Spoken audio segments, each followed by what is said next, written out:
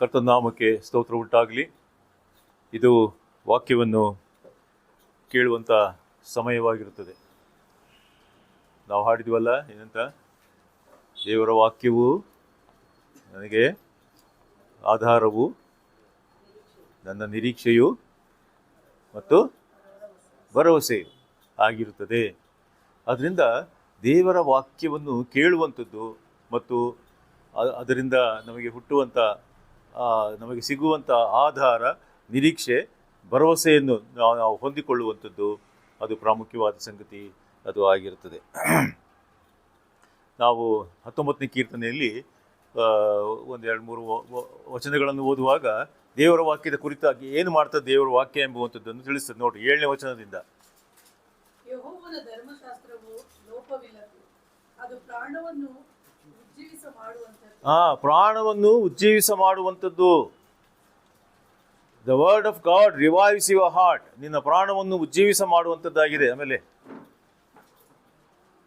ಯೆಹೋವನ ಕಟ್ಟಳೆ ನಂಬಿಕೆಗೆ ಯೋಗ್ಯವಾದದ್ದು, ಬುದ್ಧಿಹೀನರಿಗೆ ವಿವೇಕಪ್ರದವಾಗಿದೆ. ಏನಾಗಿದೆ? ಭಕ್ತಿಹೀನರಿಗೆ ವಿವೇಕಪ್ರದವಾಗಿದೆ. ಭಕ್ತಿಹೀನರಿಗೆ ಅದು ವಿವೇಕವನ್ನು, ಜ್ಞಾನವನ್ನು ಒದಗಿಸಿಕೊಡುವಂಥದ್ದು ಆಗಿದೆ. ಆಮೇಲೆ ಯೆಹೋವನ ನಿಯಮಗಳು ನೀತಿಯುಳ್ಳವುಗಳಾಗಿವೆ, ಮನಸ್ಸನ್ನು ಹರ್ಷಪಡಿಸುತ್ತವೆ. ಮನಸ್ಸನ್ನು ಏನ್ ಮಾಡ್ತದೆ? ಅದು ಹರ್ಷಪಡಿಸುವಂಥದ್ದಾಗಿದೆ.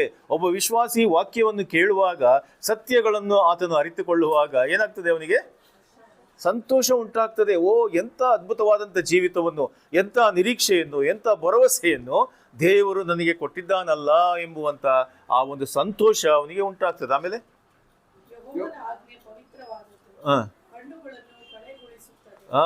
ಕಣ್ಣುಗಳನ್ನು ಕಳೆಗೊಳಿಸುತ್ತದೆ. ಕಣ್ಣುಗಳಿಗೆ ಬೇಕಾದಂಥ ಆ ಬೆಳಕನ್ನು ನೋಡ್ರಿ, ವಾಕ್ಯದ ಬೆಳಕನ್ನು, ಆ ದಾರಿಯನ್ನು ವಾಕ್ಯವು ನಮಗೆ ತೋರಿಸಿಕೊಡುವಂಥದ್ದು ಅದು ಆಗಿರುತ್ತೆ. ಅದರಿಂದ ಪ್ರಿಯರೇ, ವಾಕ್ಯವನ್ನು ನಾವು ಕೇಳಿಸಿಕೊಳ್ಳುವಂಥದ್ದು, ಅದನ್ನು ಅನುಸರಿಸುವಂಥದ್ದು, ಅದು ಪ್ರಾಮುಖ್ಯವಾದ ಸಂಗತಿ ಎಂಬುವಂಥದ್ದನ್ನು ನಾವು ಅರಿತುಕೊಳ್ಳುವಂಥದ್ದು ಒಳ್ಳೆಯದು. ನಾವು ಹೇಳ್ತೀವಲ್ಲ ಕ್ರೈಸ್ತರಾಗಿ, ಏನಂತ ಅದೊಂದು ವರ್ಡ್ ಯೂಸ್ ಮಾಡ್ತೀವಿ ಯಾವಾಗಲೂ. ನಾವು ಭಾರಿ ಸ್ಪಿರಿಚುವಲ್ ಆಗಿದ್ದೇವೆ ಈಗ, ಅಲ್ವಾ? ಸ್ಪಿರಿಚುವಲ್ ಆಗಿದ್ದೇವೆ ಎಂಬುದಾಗಿ ಹೇಳ್ತೀವಿ. ಅಂದರೆ ಭಕ್ತಿವಂತರು, ನಾವು ಬಹಳ ಆತ್ಮಿಕವಾಗಿದ್ದೇವೆ, ನಡೀತಾ ಇದ್ದೇವೆ ಎಂಬುದಾಗಿ ನಾವು ಹೇಳ್ತೀವಿ. ಅಂದರೆ ಅರ್ಥ ಏನು? ಇದರ ಅರ್ಥ ಏನು ಎಂಬುದಾಗಿ ನಾವು ಸ್ಪಷ್ಟವಾಗಿ ಗ್ರಹಿಸ್ಕೊಳ್ಬೇಕು. ಒಬ್ಬ ಸ್ವಾಮೀಜಿ, ಅವರು ಸ್ಪಿರಿಚುವಲ್ ಗುರುಗಳು ಅಂತ ಕರೀತಾರೆ ಅವರಿಗೆ. ಅವನೇನು ಮಾಡಿದ? ದೊಡ್ಡ ಗುರು, ಎಲ್ಲ ಬೋಧನೆ ಮಾಡ್ತಾನೆ, ಎಲ್ಲ ಇತ್ತು. ಆದರೆ ಅವನಿಗೇನಾಯಿತು? ಅವನು ಹೆಣ್ಣು ಮಕ್ಕಳ ಜೊತೆ ಅಸಭ್ಯವಾಗಿ ವರ್ತಿಸಿದ್ದರಿಂದ ಇವತ್ತು ಜೈಲಲ್ಲಿ ಇದ್ದಾನೆ ಅವನು.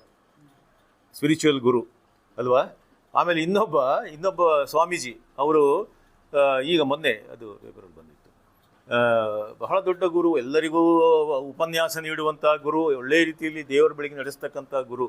ಅವರು ಅಕ್ರಮವಾದ ಹಣ ಸಂಗ್ರಹಿಸಲಿಕ್ಕೆ ಹೋಗಿ ಅದರಲ್ಲಿ ಸಿಕ್ಕಿ ಹಾಕಿಕೊಂಡು ಏನಾಗಿದ್ದಾನೀಗ, ಅವನು ಅರೆಸ್ಟ್ ಮಾಡಿ ಕರ್ಕೊಂಡು ಹೋಗಿದ್ದಾರೆ. ನೋಡ್ರಿ, ಇಂಥ ಸ್ಪಿರಿಚುವಲ್ ಗುರುಗಳು ಇದ್ದಾರೆ. ನಾವು ಅಂಥವ್ರಲ್ಲ. ನಾವು ಆ ರೀತಿಯ ಸ್ಪಿರಿಚುವಲ್ ಆಗಿ ನಾವು ನಡೆಯುವಂಥವ್ರಲ್ಲ. ಆದರೆ ದೇವರ ವಾಕ್ಯದ ಪ್ರಕಾರವಾಗಿ ನಾವು ಸ್ಪಿರಿಚುವಲ್ ಆಗಿದ್ದೇವೆ ಎಂಬುದಾಗಿ ಹೇಳುವಾಗ, ದೇವರಾತ್ಮನಿಂದ ನಿಯಂತ್ರಿಸಲ್ಪಟ್ಟಂಥ ಒಂದು ಜೀವಿತ ಎಂಬುದಾಗಿ ಅದಕ್ಕೆ ಸ್ಪಿರಿಚುವಲ್ ಸ್ಪಿರಿಟ್ ಎಂಬುದಾಗಿ ಅಲ್ಲಿ ಬಂದಿದೆ. ಅಂದರೆ ದೇವರಾತ್ಮನಿಂದ ನಿಯಂತ್ರಿಸಲ್ಪಟ್ಟಂಥ ಜೀವಿತವೇ ಅದು ಆತ್ಮಿಕ ಜೀವಿತ, ಅಥವಾ ದೇವರಾತ್ಮನನ್ನು ಅನುಸರಿಸಿ ನಡೆಯುವಂಥ ಜೀವಿತವೇ ಆತ್ಮಿಕ ಜೀವಿತವಾಗಿದೆ. ಆತನ ನಿಯಂತ್ರಣದಲ್ಲಿ ನಾವು ನಡೆಯಬೇಕಾದದ್ದು ಅದು ಪ್ರಾಮುಖ್ಯವಾದ ಸಂಗತಿ ಆಗಿರುತ್ತದೆ ಎಂಬುವಂಥದ್ದನ್ನು ನಾವು ತಿಳ್ಕೊಳ್ಬೇಕು. ಯಾಕೆಂದರೆ ರೋಮ 8:2 ನೋಡ್ರಿ, ರೋಮ 8:2. ಯಾಕೆಂದರೆ ಜೀವವನ್ನುಂಟು ಮಾಡುವ ಪವಿತ್ರಾತ್ಮನಿಂದಾದ ನಿಯಮವು ನಿನ್ನನ್ನು ಪಾಪ ಮರಣಗಳಿಗೆ ಕಾರಣವಾದ ನಿಯಮದಿಂದ ಕ್ರಿಸ್ತ ಯೇಸುವಿನ ಮೂಲಕ ಬಿಡಿಸಿತು. ಧರ್ಮಶಾಸ್ತ್ರವು ನಮ್ಮ ಶರೀರಾಧೀನ ಸ್ವಭಾವದ ನಿಮಿತ್ತ. ಸಾಕು ನೋಡ್ರಿ, ಅಲ್ಲಿ 2 ನಿಯಮವನ್ನು ನಾವು ನೋಡಿದ್ವಿ ಈಗಾಗಲೇ ಅಲ್ವಾ? ಏನದು ಓದಿ? ಯಾಕೆಂದರೆ ಜೀವವನ್ನುಂಟು ಮಾಡುವ ಪವಿತ್ರಾತ್ಮನ ನಿಯಮವು ನಿನ್ನನ್ನು ಪಾಪದ ಮರಣಗಳಿಂದ ನಿಮ್ಮನ್ನು ಬಿಡಿಸಿತು. ಈಗ ನೀವು ದೇವರಾತ್ಮನ ನಿಯಮ, ಪವಿತ್ರಾತ್ಮನ ನಿಯಮದ ಅಡಿಯಲ್ಲಿ ನಾವು ಇದ್ದೇವೆ. ನಮ್ಮನ್ನು ನಾವು ಪಾಪದ ನಿಯಮದ ಅಡಿಯಲ್ಲಿ ಇದ್ದಂಥವರನ್ನು ದೇವರು ನಮ್ಮನ್ನು ಬಿಡಿಸಿ ಈಗ ದೇವರಾತ್ಮನ ನಿಯಮದ ಅಡಿಯಲ್ಲಿ ನಮ್ಮನ್ನು ಇಟ್ಟಿದ್ದಾನೆ. ಈಗ ನಾವು ದೇವರಾತ್ಮನ ನಿಯಂತ್ರಣದಲ್ಲಿ ನಾವು ಜೀವಿಸುವಂಥವರು, ದೇವರಾತ್ಮನನ್ನು ಅನುಸರಿಸಿ ನಡೆಯುವಂಥವರು, ದೇವರಾತ್ಮನು ಕೊಡುವ ಮಾರ್ಗದರ್ಶನದಲ್ಲಿ ಒಬ್ಬ ವಿಶ್ವಾಸಿ ನಡೆಯುವಂಥವನು ಆತನಾಗಿರ್ತಾನೆ. ಇದು ನಿಜವಾದಂಥ ಆತ್ಮಿಕ ಜೀವಿತ ಎಂಬುವಂಥದ್ದನ್ನು ನಾವು ತಿಳ್ಕೊಳ್ಬೇಕು. ಎಲ್ಲಿಯವರೆಗೆ ಎಂಬುದಾಗಿ ನಾವು ಹೇಳುವಾಗ ರೋಮ 8 ನೋಡಿ, ರೋಮ 8 9-11. ರೋಮ 8 ನೀವಾದರೂ ನಿಮ್ಮಲ್ಲಿ ದೇವರ ಆತ್ಮನು ವಾಸವಾಗಿರುವುದಾದರೆ ಶರೀರ ಭಾವಾಧೀನರಲ್ಲ, ದೇವರಾತ್ಮನಿಗೆ ಅಧೀನರಾಗಿದ್ದೀರಿ. ಯಾವನಿಗಾದರೂ ಕ್ರಿಸ್ತನ ಆತ್ಮನು ಇಲ್ಲದಿದ್ದರೆ ಅವನು ಕ್ರಿಸ್ತನವನಲ್ಲ. ಆದರೆ ಕ್ರಿಸ್ತನು ನಿಮ್ಮಲ್ಲಿದ್ದರೆ ದೇಹವು ಪಾಪದ ದೆಸೆಯಿಂದ ಸತ್ತದ್ದಾಗಿದ್ದರೂ ಆತ್ಮವು ನೀತಿಯ ದೆಸೆಯಿಂದ ಜೀವ ಸ್ವರೂಪವಾಗಿದೆ. ಮುಂದಕ್ಕೆ ಓದಿ ಸಿಸ್ಟರ್. ಯೇಸುವನ್ನು ಸತ್ತವರೊಳಗಿಂದ ಜೀವಿತನಾಗಿ ಎಬ್ಬಿಸಿದಾತನ ಆತ್ಮನು ನಿಮ್ಮಲ್ಲಿ ವಾಸವಾಗಿದ್ದರೆ ಕ್ರಿಸ್ತ ಯೇಸುವನ್ನು ಸತ್ತವರೊಳಗಿಂದ ಎಬ್ಬಿಸಿದಾತನು ನಿಮ್ಮಲ್ಲಿ ವಾಸವಾಗಿರುವ ತನ್ನ ಆತ್ಮನ ಮೂಲಕ ನಿಮ್ಮ ಮೃತ್ಯುದೇಹಗಳನ್ನು ಸಹ ಬದುಕಿಸುವನು. ನೋಡ್ರಿ, ಈ ನಮ್ಮ ಆತ್ಮೀಕ ಜೀವಿತಕ್ಕೆ ಆಧಾರನು ಯಾರೆಂಬುದಾಗಿ ಹೇಳುವಾಗ ಆತನು ಪವಿತ್ರಾತ್ಮನೇ ಆಗಿರುತ್ತಾನೆ. ನಾವು ಯಾವಾಗ ಯೇಸು ಕ್ರಿಸ್ತನ ಮೇಲೆ ನಂಬಿಕೆ ಇಟ್ಟೆವೋ ಆಗಲೇ ನಮಗೆ ಪವಿತ್ರಾತ್ಮನವು ಕೊಡಲ್ಪಟ್ಟನು.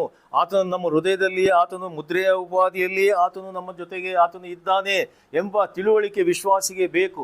ಇದು ಎಲ್ಲಿವರೆಗೆ ಹೋಗ್ತದೆ ಎಂಬುದಾಗಿ ಹೇಳುವಾಗ ನೋಡ್ರಿ, ಯೇಸು ಕ್ರಿಸ್ತನ ಸತ್ತು ಹೋದ ಯೇಸು ಕ್ರಿಸ್ತನನ್ನು ಆ ಮರಣದ ಸ್ಥಿತಿಯಿಂದ ಆತನನ್ನು ಬದುಕಿಸಿ ತಂದಂಥ ಆತ್ಮನು ನಿಮ್ಮಲ್ಲಿ ವಾಸವಾಗಿದ್ದರೆ ಏನ್ ಮಾಡ್ತಾನಂತ ಆತನು? ಏನ್ ಮಾಡ್ತಾನೆ?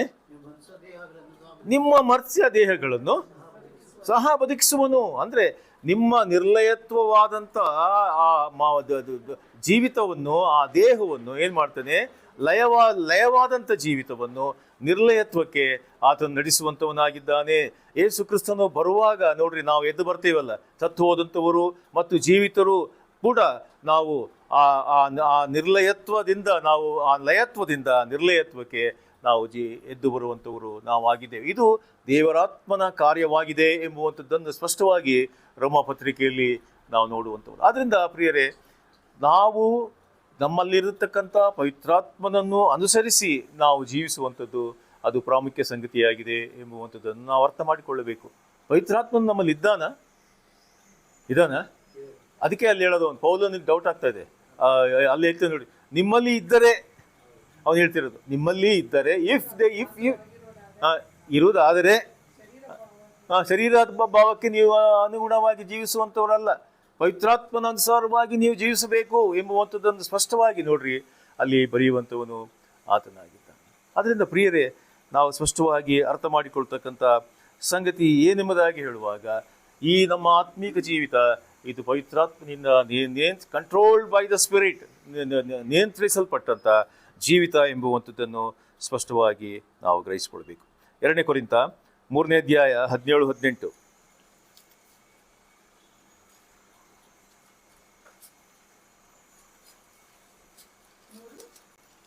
2 ಕೊರಿಂಥ 3:17-18. ಆ ಕರ್ತನು ದೇವರಾತ್ಮನೇ, ಕರ್ತನ ಆತ್ಮನು ಯಾರಲ್ಲಿದ್ದಾನೋ ಅವರಿಗೆ ಬಿಡುಗಡೆ ಉಂಟು. ನಾವೆಲ್ಲರೂ ಮುಸುಕು ತೆಗೆದಿರುವ ಮುಖದಿಂದ ಕರ್ತನ ಪ್ರಭಾವವನ್ನು ದರ್ಪಣದಲ್ಲಿ ಕಾಣಿಸುತ್ತದೆಯೋ ಎಂಬಂತೆ ದೃಷ್ಟಿಸುವವರಾಗಿದ್ದು, ಪ್ರಭಾವದಿಂದ ಅಧಿಕ ಪ್ರಭಾವಕ್ಕೆ ಹೋಗುತ್ತಾ ಆ ಪ್ರಭಾವ ಸ್ವರೂಪವುಳ್ಳವರೇ ಆಗುತ್ತೇವೆ. ದೇವರಾತ್ಮನಾಗಿರುವ ಕರ್ತನ ಕೆಲಸಕ್ಕೆ ಅನುಸಾರವಾದದ್ದು. ನೋಡ್ರಿ, ನಾವು ಏನಂತೆ ಯಾರಲ್ಲಿ ದೇವರಾತ್ಮದಿದ್ದಾನೋ ಅವ್ರಿಗೇನಿದೆ? ಓದ್ರಲ್ಲ 17ನೇ ವಚನ. ಯಾರಲ್ಲಿದ್ದಾನೋ ಅವರಿಗೆ ಬಿಡುಗಡೆ ಉಂಟು. ಬಿಡುಗಡೆ ಇನ್ನೂ ಆಗಲಿಲ್ಲ ನಮಗೆ. ಪಾಪದಿಂದ ಬಿಡುಗಡೆ ಉಂಟಾಗಿದೆ ನಮ್ಮ ಆತ್ಮಕ್ಕೆ, ಆದರೆ ದೇಹಕ್ಕೆ ಬಿಡುಗಡೆ ಸಿಕ್ಕಿಲ್ಲ. ಇನ್ನೂ ಆದಾಮನ ಪಾಪ ಸ್ಥಿತಿಯಲ್ಲಿರುವ ದೇಹ ನಮಗೆ ಇದೆ. ಆದರೆ ಒಂದು ದಿವಸ ಬರ್ತದೆ, ಆವಾಗ ಯೇಸು ಕ್ರಿಸ್ತನು ಬರುವಾಗ ಏನಾಗ್ತದೆ? ನಮಗೆ ಪೂರ್ಣವಾದಂಥ ಬಿಡುಗಡೆ ನಮಗೆ ಉಂಟಾಗುವಂಥದ್ದು. ಅದಕ್ಕೆ ಈಗ ನಾವು ಓದ್ರಲ್ಲ ಬ್ರದರ್, ಮುಂದೆ ಓದ್ರಲ್ಲಿ ಏನದು ಓದಿ? ಮುಸುಗು ತೆಗೆದಿರುವ ದೃಷ್ಟಿಸುವವರಾಗಿದ್ದೇವೆ. ಪ್ರಭಾವದಿಂದ ಪ್ರಭಾವಕ್ಕೆ ಹೋಗುತ್ತಾ ನಾವಿದ್ದೇವೆ. ಒಂದು ದಿವಸ ಬರ್ತದೆ, ಆವಾಗ ಮುಖಾಮುಖಿಯಾಗಿ ಕರ್ತನನ್ನು ನಾವು ನೋಡುವಂಥವರಾಗಿದ್ದೇವೆ. ಆದ್ದರಿಂದ ಪವಿತ್ರಾತ್ಮನು ನಮ್ಮಲ್ಲಿದ್ದುಕೊಂಡು ಮಾಡುವಂಥ ಕಾರ್ಯಗಳು ಏನೆಂಬುವಂಥದ್ದನ್ನು ವಿಶ್ವಾಸಿ ಅರಿತುಕೊಂಡು ಅದಕ್ಕನುಸಾರವಾಗಿ ನೋಡ್ರಿ ಜೀವಿಸುವಂಥದ್ದು ಅದು ಪ್ರಾಮುಖ್ಯವಾದ ಸಂಗತಿ ಎಂಬುವಂಥದ್ದನ್ನು ವಿಶ್ವಾಸಿದೆ. ಪವಿತ್ರಾತ್ಮನಿಲ್ಲದೆ ಒಂದು ಕ್ರೈಸ್ತ ಜೀವಿತವಿಲ್ಲ, ಪವಿತ್ರಾತ್ಮನಿಲ್ಲದೆ ವಿಶ್ವಾಸಿಯ ಜೀವಿತವಿಲ್ಲ, ಪವಿತ್ರಾತ್ಮನೇ ನಮ್ಮಲ್ಲಿಲ್ಲದೆ ಆತ್ಮಿಕ ಜೀವಿತ ಇಲ್ಲ ಎಂಬುವಂಥದ್ದನ್ನು ನಾವು ಕ್ರೈಸ್ತರ ಹೆಸರುಗಳನ್ನು ನಾವು ಹೊಂದಿರ್ಬೋದು ಅಥವಾ ಸಭೆಗೆ ಬರ್ತಿರ್ಬೋದು, ಇರ್ಬೋದು, ಎಲ್ಲ ಇದೆ. ಸ್ಪಿರಿಚುವಲ್ ಅಂತ ಹೇಳಿದ ನಾನು, ಸ್ಪಿರಿಚುವಲ್ ಅಂತ ಶುಭ್ರ ವಸ್ತ್ರಗಳನ್ನು ಹಾಕ್ಕೊಂಡು ಚೆನ್ನಾಗಿ ನಾವು ಮೇಕಪ್ ಮಾಡಿಕೊಂಡು ಚೆನ್ನಾಗಿ ಒಂದು ಬಂದು ನಾವು ಜೆಂಟಲ್ಮನ್ ಆಗಿ ಇಲ್ಲಿ ಕೂತ್ಕೊಂಡು ನಾವು ಹೋಗುವಂಥ ಒಂದು ಜೀವಿತ ಅಲ್ಲ. ಆತ್ಮನಿಂದ ನಾವು ಪ್ರೇರೇಪಿಸಲ್ಪಡುವಂಥವರು, ಆತ್ಮನಿಂದ ನಡೆಸಲ್ಪಡುವವರು ನಾವು ಆಗಿದ್ದೇವೆ ಎಂಬುವಂಥದ್ದನ್ನು ಸ್ಪಷ್ಟವಾಗಿ ಗ್ರಹಿಸಿಕೊಳ್ಳುವಂಥದ್ದು ಅವಶ್ಯಕತೆ ಅದು ಆಗಿರ್ತದೆ. ಆದ್ದರಿಂದ ಪ್ರಿಯರೇ, ಸ್ಪಷ್ಟವಾಗಿ ತಿಳ್ಕೊಳ್ಳೋಣ. ಒಬ್ಬ ದೇವರ ಸೇವಕರಾದಂಥ A.W. ಟೌಸರ್ ರವರನ್ನು ಒಬ್ಬರು ಈ ರೀತಿಯಲ್ಲಿ ಕೇಳಿದರಂತೆ, what will happen to the church if the holy spirit is withdrawn? ಅಲ್ವೇ? ಅನೇಕ ಲೋಕದಲ್ಲಿ ಎಷ್ಟೋ ಸಭೆಗಳಿದೆ ಅಲ್ವಾ? ಅದಕ್ಕೆ ಅವರು ಹೇಳಿದ್ರಂತೆ, he replied, nothing will happen to the church as church does not depend upon the holy spirit. ಅದೇ ರೀತಿ ಇದೆ ಇವತ್ತಿನ ದಿವಸದಲ್ಲಿ, ಅದೇ ರೀತಿ ಇದೆ. ಪವಿತ್ರಾತ್ಮನ ಬಗ್ಗೆ ಜ್ಞಾನವೇ ಇಲ್ಲ. ಪವಿತ್ರಾತ್ಮನ ಬಗ್ಗೆ ಸರಿಯಾದಂಥ ತಿಳುವಳಿಕೆ, ವಿವೇಕವನ್ನು ಅನುಸರಿಸಿ ತಿಳಿದುಕೊಂಡು ನನ್ನಲ್ಲಿದ್ದಾನೆ ದೇವರಾತ್ಮನು ಎಂಬುವಂಥದ್ದನ್ನು ಸ್ಪಷ್ಟವಾಗಿ ಗ್ರಹಿಸಿಕೊಂಡು ಜೀವಿಸುವಂಥದ್ದು ಅನೇಕ ವಿಶ್ವಾಸಿಗಳಲ್ಲಿ ಇವತ್ತು ಇಲ್ಲದೆ ಹೋಗಿರುವಂಥದ್ದು ಅದು ಆಗಿರುತ್ತದೆ. ಅದಕ್ಕೆ ಪೌಲನು ಹೇಳ್ತಕ್ಕಂಥ ಕ್ವಶನ್ ಮಾರ್ಕ್ ಏನಂತ ಹೇಳ್ತದೆ, ನಿಮಗೆ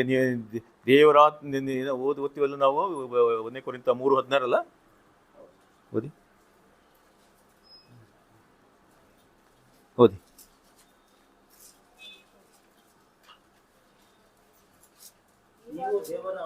ನೀವು ದೇವರ ಆಲಯವಾಗಿದ್ದೀರಿ, ನಿಮಗೆ ಗೊತ್ತಿಲ್ಲವೋ? ಯಾಕಂದ್ರೆ ಅವರು ವಿಶ್ವಾಸಿಗಳು ಸ್ಪಿರಿಚುವಲ್ ಎಂಬುದಾಗಿ ಹೇಳ್ಕೊಂಡು ಅದು ಬರೀ ನೇಮ್ ಸೇಕ್ ಅಷ್ಟೇ. ಆದರೆ ಅವ್ರು ಮಾಡ್ತಿದ್ದಂಥ ಕೆಲಸಗಳೆಲ್ಲವೂ ಪ್ರಾಪಂಚಿಕವಾದದ್ದೇ ಅದು ಆದುದರಿಂದ ನಿಮಗೆ ಗೊತ್ತಿಲ್ಲವೋ ಎಂಬುದಾಗಿ ಪ್ರಶ್ನೆಯನ್ನು ಕೇಳು. ಅದೇ ಪ್ರಶ್ನೆಯನ್ನು ವಿಶ್ವಾಸಿಗಳಿಗೆ ಕೇಳುವಂಥವನಾಗಿದ್ದಾನೆ. ದೇವರಾತ್ಮನು ನಿಮ್ಮಲ್ಲಿ ವಾಸವಾಗಿದ್ದಾನೆ ಎಂಬುದು ನಿಮಗೆ ಗೊತ್ತಿಲ್ಲವೋ? ನೀವು ದೇವರ ನಿವಾಸ ಸ್ಥಾನವಾಗಿದ್ದೀರಿ ಎಂಬುವಂಥದ್ದು ನಿಮಗೆ ಗೊತ್ತಿಲ್ಲವೋ ಎಂಬುವಂಥದ್ದನ್ನು ಈ ಮಧ್ಯಾಹ್ನದಲ್ಲಿ ನೋಡ್ರಿ ದೇವರು ನಮ್ಮನ್ನು ಪ್ರಶ್ನೆ ಮಾಡುವಂಥವನು ಆತನಾಗಿ. ಆದ್ದರಿಂದ ನಮ್ಮ ಆತ್ಮೀಕ ಜೀವಿತಕ್ಕೆ ಆಧಾರ ಏನಂದರೆ, ನಮಗೆ ಪೂರ್ಣವಾಗಿ ಬಿಡುಗಡೆಯಾಗುವವರೆಗೆ ನೋಡ್ರಿ ದೇವರಾತ್ಮನನ್ನು ಅನುಸರಿಸಿ ನಾವು ನಡೆಯುವಂಥದ್ದು ಅದು ಪ್ರಾಮುಖ್ಯವಾಗಿದೆ ಎಂಬುವಂಥದ್ದನ್ನು ನಾವು ತಿಳ್ಕೊಳ್ಬೇಕು. ಆದ್ದರಿಂದ ಪ್ರಿಯರೇ, ಈ ದಿನದ ಓದಿ ಅದೊಂದು ಯೆಶಾಯ 31:1 ಓದಿ, 30ನೇ ಅಧ್ಯಾಯ 1ನೇ ವಚನ.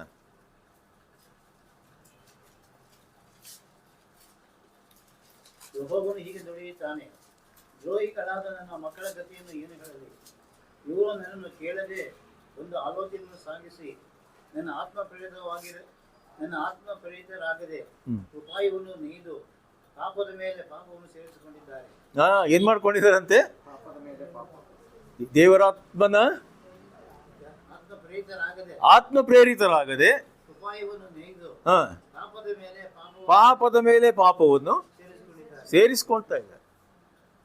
ಹಾಗಾದರೆ ಇಂಥ ಸ್ಥಿತಿ ಒಬ್ಬ ವಿಶ್ವಾಸಿಯಲ್ಲಿ ಇರುವುದಾದರೆ ಹೇಗೆ ನಾವು ಜಯವನ್ನು ಸಾಧಿಸಲಿಕ್ಕೆ ಸಾಧ್ಯ ಉಂಟಾಗ್ತದೆ ಎಂಬುವಂಥದ್ದನ್ನು ಸ್ಪಷ್ಟವಾಗಿ ನಾವು ಗ್ರಹಿಸಿಕೊಳ್ಳಬೇಕು. ಈ ಆತ್ಮೀಕ ಜೀವಿತ ಎಂಬುದಾಗಿ ಹೇಳುವಾಗ ಇದೊಂದು ಐಡಿಯಲ್ ಸ್ಟೇಟ್ ಆಫ್ ಮೈಂಡ್, ಅಂದರೆ ಸರಿಯಾದ ರೀತಿಯಲ್ಲಿ ಅದನ್ನು ಅರ್ಥ ಮಾಡಿಕೊಂಡು ನಾವು ಜೀವಿಸಬೇಕು. 1 ಕೊರಿಂಥ 3:1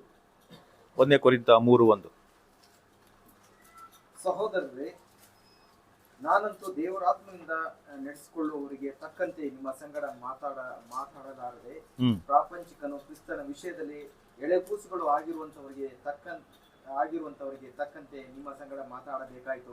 ಏನು ಒಬ್ಬ ವಿಶ್ವಾಸಿಯಲ್ಲಿ ಇರಬೇಕಾದ ಐಡಿಯಲ್ ಸ್ಟೇಟ್ ಆಫ್ ಮೈಂಡ್ ಏನದು? ಓದಿ ಬ್ರದರ್, ಅದು 1ನೇ ವಚನ. ಸಹೋದರರೇ, ನಾನಂತೂ ಹಾ ದೇವರಾತ್ಮನಿಂದ ನಡೆಸಿಕೊಳ್ಳುವವರಿಗೆ ಹಾ. ತಕ್ಕಂತೆ ನಿಮ್ಮ ಸಂಗಡ ಮಾತಾಡಲಾರದೆ ಹಾ ಪ್ರಾಪಂಚಿಕನು ಕ್ರಿಸ್ತನ ವಿಷಯದಲ್ಲಿ ಎಳೆಗೂಸುಗಳು ಆಗಿರುವಂತವರಿಗೆ ತಕ್ಕಂತೆ ಮಾತನಾಡಬೇಕು. ದೇವರಾತ್ಮನಿಗೆ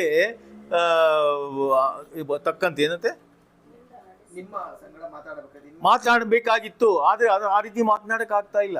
ನೋಡಿ ಆ ಸ್ಟ್ಯಾಂಡರ್ಡ್ ಆಫ್ ಲಿವಿಂಗ್ ನೋಡಿ, ಅವನು ಮಾತಾಡ್ತಕ್ಕಂಥ ಸ್ಟ್ಯಾಂಡರ್ಡ್ ಹೆಂಗಿದೆ ಅಂತಂದ್ರೆ, ಒಬ್ಬ ಆತ್ಮನಿಂದ ತುಂಬಲ್ಪಟ್ಟಂತ, ಒಬ್ಬ ಆತ್ಮನಿಂದ ನಡೆಸಲ್ಪಡುವಂತ, ಆತ್ಮನಿಂದ ಪ್ರೇರೇಪಿಸಲ್ಪಡುವಂತ, ಆತ್ಮನಿಂದ ನಿಯಂತ್ರಿಸಲ್ಪಡುವಂತ ಒಬ್ಬ ವಿಶ್ವಾಸಿಯ ಜೊತೆ ಮಾತನಾಡುವಾಗ ಏನಾಗ್ತದೆ, ಅದರ ಮಟ್ಟನೇ ಬೇರೆಯಾಗಿರ್ತದೆ. ಆದರೆ ಇಲ್ಲಿ ಏನಾಗಿದೆ ಅಂತಂದ್ರೆ, ಈ ಕೊರಿಂಥ ವಿಶ್ವಾಸಿಗಳಲ್ಲಿ ಅವರಿಗಿನ್ನೂ ಸರಿಯಾದಂಥ ತಿಳುವಳಿಕೆ ಅವರಲ್ಲಿ ಇಲ್ಲ. ಅದರಿಂದ ಅವರು ಪ್ರಾಪಂಚಿಕರಾಗಿ ಇನ್ನು ಜೀವಿಸ್ತಾರೆ. ನಾನು ಇನ್ನೂ ಎಳೆಗೂಸುಗಳಿಗೆ ಮಾತಾಡುವ ಪ್ರಾಪಂಚಿಕರಾಗಿರೋದ್ರಿಂದ ಈ ರೀತಿಯಲ್ಲಿ ನಾನು ಮಾತನಾಡಬೇಕಾಗಿದೆ ನಿಮ್ಮಲ್ಲಿ ಎಂಬುದಾಗಿ ನೋಡ್ರಿ ಪೌಲನು ಹೇಳುವಂಥದ್ದನ್ನು ನಾವು ನೋಡ್ತೇವೆ. ಅಲ್ಲಿ ನೀವು ವಚನ 14ಕ್ಕೆ ಫುಟ್ ನೋಟ್ ನೋಡಿ, ಗೊತ್ತಾಗ್ತದೆ. ಸಾರಿ, 1 ಕೊರಿಂಥ 2:14 ಓದಿ. 1 ಕೊರಿಂಥ 2:14.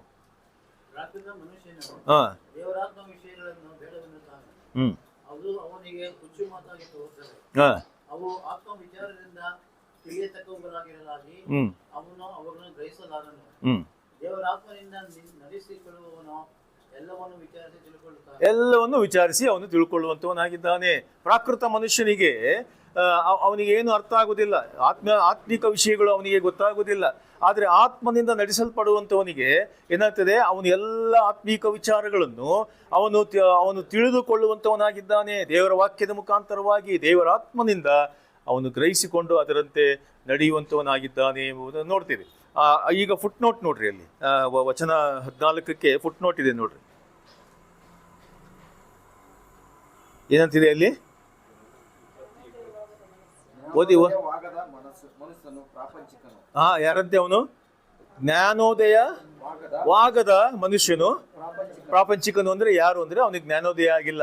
ನಿಜವಾದಂತ ಆತ್ಮಿಕ ಜೀವಿತದ ಜ್ಞಾನೋದಯ ಅವನ ಜೀವಿತದಲ್ಲಿ ಆಗಿಲ್ಲ ಎಂಬುವಂತ ಒಂದು ಸ್ಥಿತಿಯನ್ನು ನೋಡ್ರಿ ಅಲ್ಲಿ ತಿಳಿಸುವಂತವನು ಆತನಾಗಿದ್ದಾನೆ. ಆದ್ರಿಂದ ಪ್ರಿಯರೇ, ನಾವು ಆತ್ಮೀಕ ಮನುಷ್ಯರಾಗಿದ್ದೇವೆ, ದೇವರ ಆತ್ಮನಿಂದ ನಡೆಸಲ್ಪಡುವಂಥವರಾಗಿದ್ದೇವೆ ಎಂಬುದಾಗಿ ಹೇಳುವಾಗ ಸೂಕ್ಷ್ಮವಾಗಿ ದೇವರಾತ್ಮನು ನಮ್ಮನ್ನು ನಡೆಸುವ ರೀತಿಯನ್ನು ಸ್ಪಷ್ಟವಾಗಿ ನಾವು ಗ್ರಹಿಸಿಕೊಂಡು ಅದರಂತೆ ಜೀವಿಸುವಂಥದ್ದು ಪ್ರಾಮುಖ್ಯವಾದ ಸಂಗತಿ. ಇದು ಹೇಗೆ ಉಂಟಾಗ್ತದೆ ಎಂಬುದಾಗಿ ಹೇಳುವಾಗ, ನಾವು ದೇವರಾತ್ಮನ ಸಹಾಯದಿಂದ ವಾಕ್ಯವನ್ನು ನಾವು ಧ್ಯಾನಿಸುವಾಗ ನೋಡ್ರಿ ನಮಗೇನಾಗ್ತದೆ, ನಾವು ನಡೆಯಬೇಕಾದ ದಾರಿ, ನಾವು ವಿವೇಚಿಸಬೇಕಾದಂಥ ಕಾರ್ಯಗಳು, ನಾವು ಮಾಡುವಂಥ ಇದೆಲ್ಲವನ್ನು ನೋಡ್ರಿ ದೇವರಾತ್ಮನು ನಮ್ಮನ್ನು ಪ್ರೇರೇಪಿಸಿ ಆತನು ನಡೆಸುವಂಥವನಾಗಿದ್ದಾನೆ ಎಂಬುವಂಥದ್ದನ್ನು ನಾವು ಸ್ಪಷ್ಟವಾಗಿ ತಿಳ್ಕೊಳ್ಬೇಕು.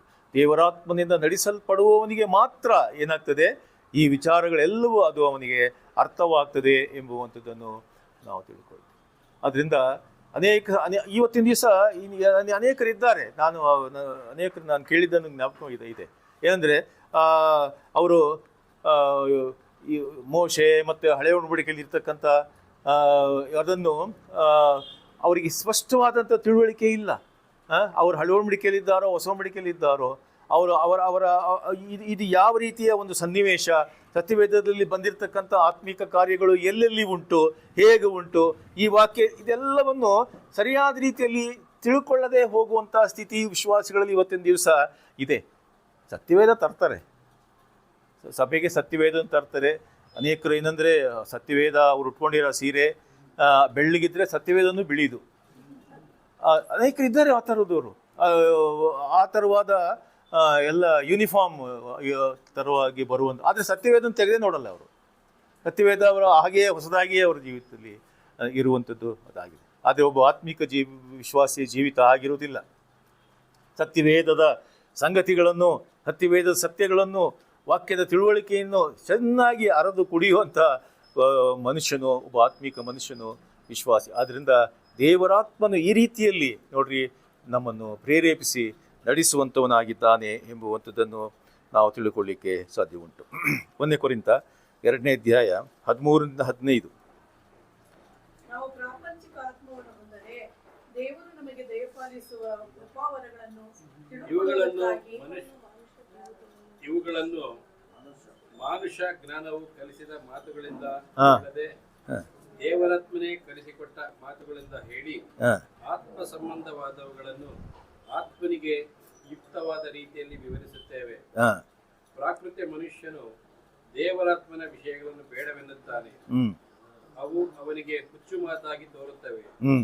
ಅವು ಆತ್ಮ ವಿಚಾರದಿಂದ ತಿಳಿಯತಕ್ಕವುಗಳಾಗಿರಲಾಗಿ ಅವನು ಅವುಗಳನ್ನು ಗ್ರಹಿಸಲಾರನು. ದೇವರಾತ್ಮನಿಂದ ನಡೆಸಿಕೊಳ್ಳುವವನೋ ಎಲ್ಲವನ್ನೂ ವಿಚಾರಿಸಿ ತಿಳ್ಕೊಳ್ಳುತ್ತಾನೆ. ನೋಡ್ರಿ ಎಷ್ಟು ಸ್ಪಷ್ಟವಾಗಿ ಅಲ್ಲಿ ಬರೆಯಲ್ಪಟ್ಟಿದೆ. ಅಲ್ಲಿ ಯಾವುದೇ ಸಂಗತಿಯನ್ನು ಮುಚ್ಚಿಡುವ ಸಂಗತಿ ಏನಿಲ್ಲ. ಈಗ ಬೇರೆ ಬೇರೆ ಸಭೆಗಳಲ್ಲಿ, ನಾಮಧೇಯ ಸಭೆಗಳಲ್ಲಿ ಅವರು ಎಲ್ಲರನ್ನೂ ದೇವರ ಮಕ್ಕಳು ಅಂದ್ಬಿಡ್ತಾರೆ. ಎಲ್ಲರೂ ದೇವರ ಮಕ್ಕಳೇ, ದೇವಜನರೇ ಎಂಬುದಾಗಿ ಕರೆಯುವಂಥವರಾಗಿದ್ದಾರೆ. ಆದರೆ ಅದು ವಾಕ್ಯದ ಸತ್ಯ ಪ್ರಕಾರ ಹಾಗಿಲ್ಲ. ಸಭೆಯಲ್ಲಿ ಎಲ್ಲರೂ ದೇವರ ಮಕ್ಕಳೆಂಬುದಾಗಿ ಕರೀಲಿಕ್ಕೆ ಆಗುವುದಿಲ್ಲ. ಆದರೆ ಯಾರು ರಕ್ಷಿಸಲ್ಪಟ್ಟು ಯೇಸು ಕ್ರಿಸ್ತನನ್ನು ನಂಬಿ ರಕ್ಷಣೆಯನ್ನು ಹೊಂದಿದ್ದಾರೋ, ದೀಕ್ಷಾಸ್ಥಾನವನ್ನು ಪಡ್ಕೊಂಡಿದ್ದಾರೋ ಅವರು ಸತ್ಯಸಭೆಗೆ ಅವು ಸೇರಿಸಲ್ಪಟ್ಟಿದ್ದಾರೆ, ದೇವರ ಮಕ್ಕಳೆಂಬುದಾಗಿ ಕರೆಯಲ್ಪಟ್ಟಿದ್ದಾರೆ. ಯಾರ್ಯಾರು ಆತನನ್ನು ಅಂಗೀಕರಿಸಿದರೋ, ಆತನ ಹೆಸರಿನ ಮೇಲೆ ನಂಬಿಕೆ ಇಟ್ಟರೋ ಅವರಿಗೆ ದೇವರ ಮಕ್ಕಳಾಗುವ ಅಧಿಕಾರವನ್ನು ದೇವರು ನಮಗೆ ಕೊಟ್ಟಿದ್ದಾರೆ. ಇವರು ಕಡೆಯಲ್ಲಿ ಹೇಳ್ತದಲ್ಲಿ ಸುವಾರ್ತೆಯಲ್ಲಿ ಇವರು ದೇವರಿಂದ ಹುಟ್ಟಿದ, they are born of god, ದೇವರಿಂದ ಹುಟ್ಟಿದವರು ಎಂಬುದಾಗಿ ನೋಡಿ ಅಲ್ಲಿ ಬರೆಯಲ್ಪಟ್ಟಿದೆ. ಆದ್ದರಿಂದ ಪ್ರಿಯರೇ, ನಮಗೊಂದು ವಿಶೇಷವಾದಂಥ ಜೀವಿತವನ್ನು ದೇವರು ನಮಗೆ ಕೊಟ್ಟಿದ್ದಾನೆ. ಅದು ಆತ್ಮನಿಂದ ನಡೆಸಲ್ಪಡುವಂಥ ಜೀವಿತವಾಗಿದೆ ಎಂಬುವಂಥದ್ದನ್ನು, ಪರಿಜ್ಞಾನವನ್ನು ನಾವು ಹೊಂದಿಕೊಳ್ಳುವಂಥದ್ದು ಪ್ರಾಮುಖ್ಯವಾದ ಸಂಗತಿಯಾಗಿದೆ. ಗಲಾತ್ಯ 6:1.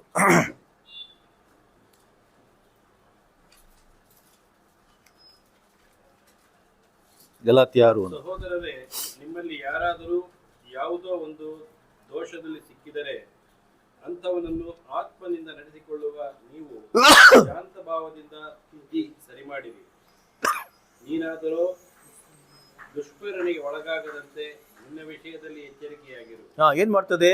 ಒಬ್ಬ ಆತ್ಮನಿಂದ ನಡೆಸಲ್ಪಡ್ತಕ್ಕಂಥ ಒಬ್ಬ ವಿಶ್ವಾಸಿ, ಒಬ್ಬ ಸೇವಕ, ಒಬ್ಬ ನಾಯಕ ಯಾವ ರೀತಿಯಲ್ಲಿ ವರ್ತಿಸ್ತಾನ? ಅವನು ಶಾಂತ ಭಾವದಿಂದ ನೋಡ್ರಿ ಒಬ್ಬರನ್ನು ತಿದ್ದುವಂಥವನು ಆತನಾಗಿದ್ದಾನೆ. ಬೈಯುವುದಲ್ಲ, ಗದರಿಸುವುದಲ್ಲ, ಅಥವಾ ಅವನಿಗೆ ಅವನ ಮುಖಕ್ಕೆ ಹೇಳುವಂಥದ್ದಲ್ಲ, ಹೊರಟಾಗುವಂತೆ ಹೇಳುವಂಥದ್ದಲ್ಲ. ಶಾಂತ ಭಾವದಿಂದ ಅವನು ಒಬ್ಬ ವಿಶ್ವಾಸಿ, ಸಹವಿಶ್ವಾಸಿ, ಅವನು ಒಂದು ವೇಳೆ ಅವನು ತಪ್ಪು ಮಾಡಿದ್ದಲ್ಲಿ, ಒಂದು ವೇಳೆ ಬಲಹೀನನಾಗಿದ್ದಲ್ಲಿ ಅವನನ್ನು ಯಾವ ರೀತಿಯಲ್ಲಿ ತಿದ್ದು ನಡೆಸಬೇಕು, ಅದು ಯಾರಿಂದ ಉಂಟಾಗ್ತದದು? ದೇವರಾತ್ಮನಿಂದ ಇದು ಆಗುವಂಥದ್ದು ಆಗಿದೆ. ಅದರಿಂದ ದೇವರಾತ್ಮನಿಂದ ನಡೆಸಲ್ಪಡುವಂಥ ವಿಶ್ವಾಸಿಯ ಆ ಪರಿಜ್ಞಾನವೇ ನೋಡಿ ಅದು ಬೇರೆ ಆಗಿರ್ತದೆ. ಅದರಿಂದ ಇದನ್ನು ನಾವು ಗ್ರಹಿಸಿಕೊಳ್ಳುವಂಥದ್ದು ಅವಶ್ಯಕವಾಗಿದೆ. ಕೊಲೊಸ್ಸೆ 3:16. ಕೊಲೊಸ್ಸೆ 3:16.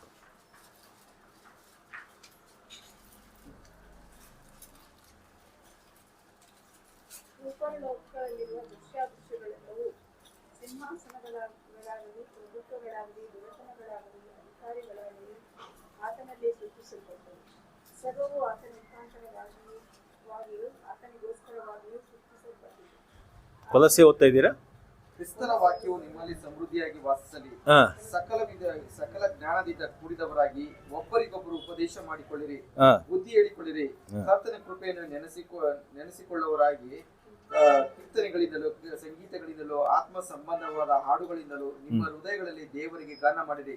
ನೀವು ನುಡಿಯಿಂದಾಗಲಿ ನಡೆಯಿಂದಾಗಲಿ ಏನು ಮಾಡದೆ ಅದೆಲ್ಲವನ್ನು ಕರ್ತನಾದ ಯೇಸುವಿನ ಹೆಸರಿನಲ್ಲೇ ಮಾಡಿರಿ. ಆತನ ಮೂಲಕ ತಂದೆಯಾದ ದೇವರಿಗೆ ಕೃತಜ್ಞತಾ ಸ್ತುತಿಯನ್ನು ಸಲ್ಲಿಸಿರಿ. ಅಂದ್ರೆ ಒಬ್ಬ ವಿಶ್ವಾಸಿ ದ ಮ್ಯಾನರ್ ಆಫ್ ಲೈಫ್, ಅಂದ್ರೆ ವಿಶ್ವಾಸಿ ನಡೆಕೊಳ್ಳಬೇಕಾದ ರೀತಿಯ ಕುರಿತಾಗಿ ನೀವೇನೇ ಮಾಡ್ರಿ, ನೀವೇನೇ ಮಾಡಿದರೂ ಅದೇನು ಮಾಡ್ರಿ, ನೀವು ಯಾರ ಹೆಸರಲ್ಲಿ ಮಾಡಬೇಕು? ಕರ್ತನಾದ ಯೇಸುವಿನ ಹೆಸರಿನಲ್ಲಿ ಮಾಡ್ರಿ. ಅಂದ್ರೆ ಅರ್ಥ ಏನು? ಈಗ ಏನೋ ಒಂದು ಕೆಲಸ ಅದು ಕೆಟ್ಟದಾಗಿದೆಯೋ ಅಥವಾ ಒಳ್ಳೇದಾಗಿದೆಯೋ ಗೊತ್ತಿಲ್ಲ. ಅದು ಈಗ ಫಸ್ಟು ಏನು ಮಾಡ್ಬೇಕು ನೀವು? What you have to apply? ಕ್ರಿಸ್ತನ ಹೆಸರನ್ನು ಅಪ್ಲೈ ಮಾಡಬೇಕಲ್ಲಿ ಅಲ್ವಾ? ಇದು ಕ್ರಿಸ್ತನ ಹೆಸರಿನಲ್ಲಿ ನಾನು ಮಾಡ್ತೇನೆ. ಅದಕ್ಕೆ ಅಲ್ಲಿ ಹೇಳಲ್ಪಟ್ಟಿರು, ನೀವು ಇದೇನು ಮಾಡಿದರು, ಏನು ಮಾಡಿದರು ಕರ್ತನಾದ ಯೇಸುವಿನ ಹೆಸರಿನಲ್ಲಿ ಅದು ಮಾಡಿರಿ.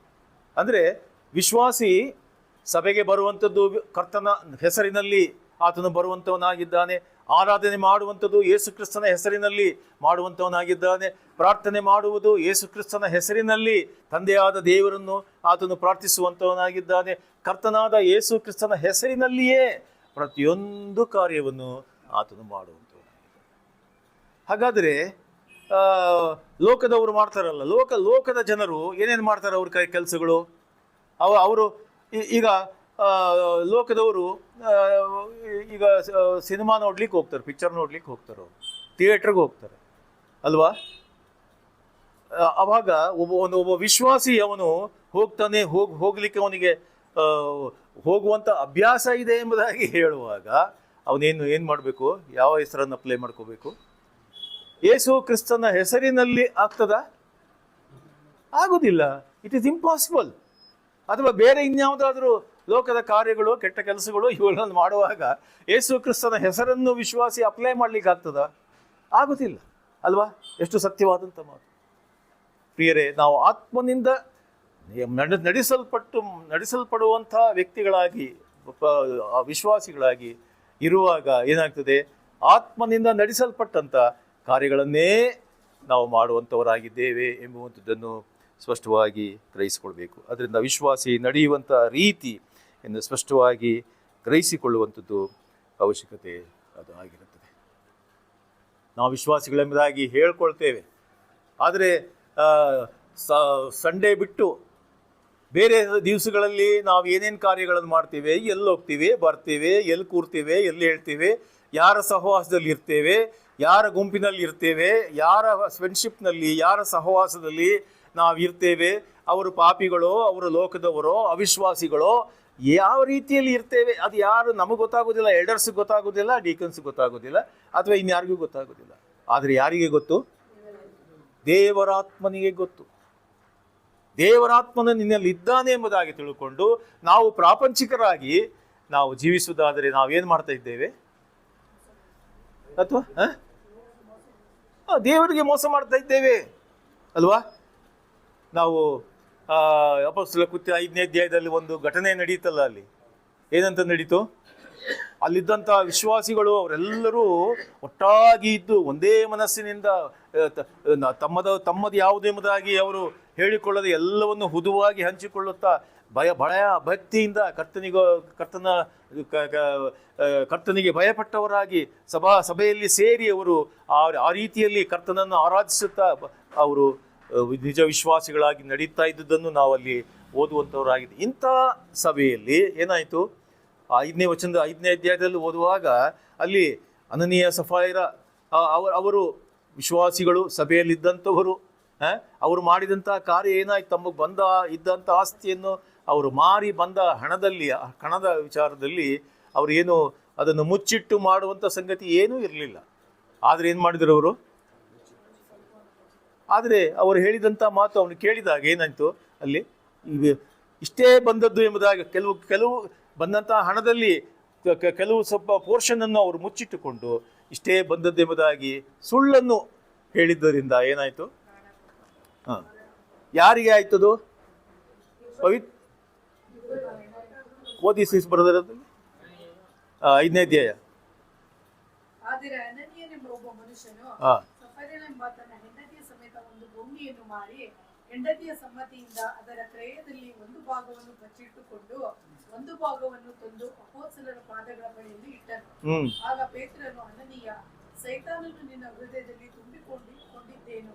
ನೀನು ಯಾಕೆ ಈ ಹೊಲದ ಕ್ರಯದಲ್ಲಿ ಎಲ್ಲವನ್ನು ಬಚ್ಚಿಟ್ಟುಕೊಂಡು ಪವಿತ್ರಾತ್ಮನನ್ನು ವಂಚಿಸಬೇಕೆಂದಿದ್ದಿ?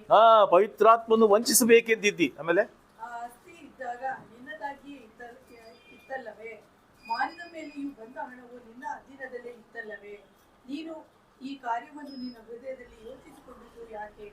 ನೀನು ಸುಳ್ಳಾಡಿದ್ದು ಮನುಷ್ಯರಿಗಲ್ಲ, ದೇವರಿಗೆ ಆಡಿದ್ದಿ ಅಂದನು. ಈ ಮಾತುಗಳು ಸಾಕು ಬಿಡಿ. ದೇವರಿಗೆ ನೀನು ಸುಳ್ಳಾಡಿದ್ದು ಯಾರಿಗೆ? ದೇವರಿಗೆ, ದೇವರಾತ್ಮನಿಗೆ ನಾವು ಸುಳ್ಳಾಡಿದ್ದೇವೆ ಎಂಬುವಂಥದ್ದನ್ನು ನೋಡ್ರಿ ಅಲ್ಲಿ ಹೇಳ್ತದೆ.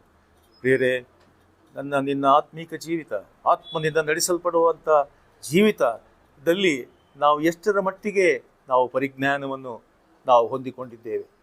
ಆದರೆ ಅಥವಾ ನಮ್ಮ ಜೀವಿತ ಇನ್ನೂ ಪ್ರಾಪಂಚಿಕತೆಯಲ್ಲಿಯೇ ಅದು ನಡೆಯುತ್ತಾ ಉಂಟಾ ಎಂಬುವಂಥದ್ದನ್ನು ಪರೀಕ್ಷಿಸಿಕೊಳ್ಳುವಂಥದ್ದು ಅದು ಪ್ರಾಮುಖ್ಯವಾದ ಸಂಗತಿ. ಸುಳ್ಳು, ಅದು ಸುಳ್ಳಾಗಲಿ ಅಥವಾ ಬೇರೆ ಇನ್ಯಾವುದೇ ಸಂಗತಿಗಳಾಗಲಿ ವಿಶ್ವಾಸಿ ಜೀವಿತದಲ್ಲಿ ಅದು ಇರಬಾರದು ಎಂಬುವಂಥದ್ದನ್ನು ಸ್ಪಷ್ಟವಾಗಿ ಗ್ರಹಿಸಿಕೊಳ್ಳುವಂಥದ್ದು ಅವಶ್ಯಕವಾಗಿದೆ. ಹಾಗಾದರೆ ನಾವು ಸತ್ಯವೇದದಲ್ಲಿ ನೋಡುವಾಗ ಅನೇಕ ಭಕ್ತರುಗಳು, ಅನೇಕ ಸೇವಕರುಗಳು ದೇವರಾತ್ಮನಿಂದ ಅವರು ತುಂಬಲ್ಪಟ್ಟರು ಎಂಬುವಂಥದ್ದನ್ನು ನೋಡ್ತೀವಿ. ಅವರು ಮಾಡಿದಂಥ ಎಲ್ಲ ಕಾರ್ಯಗಳಲ್ಲಿ ಪವಿತ್ರಾತ್ಮ ಭರಿತರಾದರು ಎಂಬುವಂಥದ್ದನ್ನು ನಾವು ನೋಡ್ತೇವೆ. ಸ್ಥಾನಿಕನಾದ ಯೋಹಾನನ ಲೂಕ 1:15 ನಾವು ನೋಡ್ತೇವೆ. ಆತನು ಪವಿತ್ರಾತ್ಮ ಭರಿತನಾದನು ಎಂಬುವಂಥದ್ದನ್ನು ನೋಡ್ತೀವಿ. ಯೇಸು ಸ್ವಾಮಿ ಲೂಕ 4:1 ಸೈತಾನಗೆ ಶೋಧನೆ ಮಾಡೋದಕ್ಕಿಂತ ಮುಂಚೆ ಆತನು ಏನಾದನು? ಪವಿತ್ರಾತ್ಮ ಭರಿತನು ಆತನು. ವಿಮೋಚನಾ ಕಾಂಡ 31:5-6 ನಾವು ನೋಡ್ತೇವೆ. ಆ ಬೆಚಲೇಲನನ್ನು ದೇವರು ಆ ದೇವದರ್ಶನ ಗುಡಾರದ ಕೆತ್ತನೆ ಕೆಲಸಕ್ಕೋಸ್ಕರವಾಗಿ ಆರಿಸಿಕೊಂಡಾಗ ಅವನಿಗೆ ಏನು ಬೇಕಾಗಿತ್ತು? ಆ ಕೆತ್ತನೆ ಕೆಲಸ ಮಾಡಲಿಕ್ಕೆ ಬೇಕಾದಂಥ ಜ್ಞಾನ, ತಿಳುವಳಿಕೆ, ವಿವೇಕ, ಇದೆಲ್ಲವುಗಳನ್ನು ಯಾರು ಕೊಟ್ಟರು? ದಿವ್ಯಾತ್ಮನ ಮುಖಾಂತರವಾಗಿ ದೇವರು ಆತನಿಗೆ ಕೊಟ್ಟಿದ್ದನ್ನು ನಾವು ನೋಡುವಂಥವರು. ದಿವ್ಯಾತ್ಮನು ಅಂದರೆ ಪವಿತ್ರಾತ್ಮನು, ದೇವರಾತ್ಮನು ಆತನಾಗಿದ್ದಾನೆ ಅಲ್ವೇ? ಅವನು ಆತ್ಮಭರಿತನಾಗಿ ನೋಡ್ರಿ ಆ ಕಾರ್ಯವನ್ನು ಅವನು ಮಾಡಿದನ್ನು ನೋಡ್ತೀವಿ. ಆಮೇಲೆ ಲೋಕ 1:42 ನಾವು ನೋಡ್ತೇವೆ, ಎಲಿಜಬೇತಳು ಯಾವಾಗ ಪವಿತ್ರಾತ್ಮ ಭರಿತಳಾದಳು? ಅವಳು 1:42, ಲೋಕ 1:42. ನೀನು ಸ್ತ್ರೀಯರೊಳಗೆ ಆಶೀರ್ವಾದ ಹೊಂದಿದವಳು ಮತ್ತು ನಿನ್ನಲ್ಲಿ ಹುಟ್ಟುವ ಕೂಸು ಆಶೀರ್ವಾದ ಹೊಂದಿದ್ದು, ನನ್ನ ಸ್ವಾಮಿಯು ತಾಯಿಯು ನನ್ನ ತಲೆ ಬಳಿಗೆ ಬರುವಷ್ಟು ಭಾಗ್ಯ ನನ್ನಲ್ಲಿ ಎಲ್ಲಿ? ಸಾಕು ಬಿಡಿ ಸಿಸ್ಟರ್. ಪವಿತ್ರಾತ್ಮ ಭರಿತರಾಗುವುದು ಎಂಬುದಾಗಿ ಹೇಳುವುದಾದರೆ ಅದರ ಅರ್ಥ ಏನು? ಪವಿತ್ರಾತ್ಮನು ನಮ್ಮಲ್ಲಿ ಕಡಿಮೆಯಾಗಿದ್ದಾನೋ ಎಂಬುವಂಥ ಅರ್ಥವನ್ನು ಸೂಚಿಸ್ತದೆ ಅಂದರೆ ಅಲ್ಲ.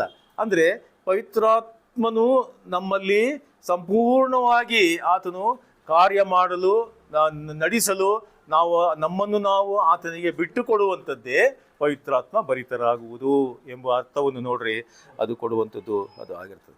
ಆಮೇಲೆ ಜಕರಿಯನು ಲೋಕ 1:67 ನಾವು ಓದ್ತೀವಿ. ಜಕರಿಯ ಎಲಿಜಬೇತಳ ಹಸ್ಬೆಂಡ್ ಅವನು ಜಕರಿಯನು, ಆತನು ಕೂಡ ಪವಿತ್ರಾತ್ಮ ಭರಿತನಾಗಿ ಕೆಲಸ ಮಾಡಿದನು.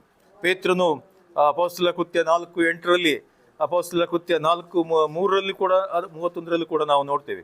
ಅಲ್ಲಿ ಅವರು ಆತನು ಪವಿತ್ರಾತ್ಮ ಭರಿತನಾಗಿ ನೋಡ್ರಿ ಪ್ರಸಂಗವನ್ನು ಮಾಡಿದ್ದನ್ನು ನಾವು ನೋಡ್ತೇವೆ.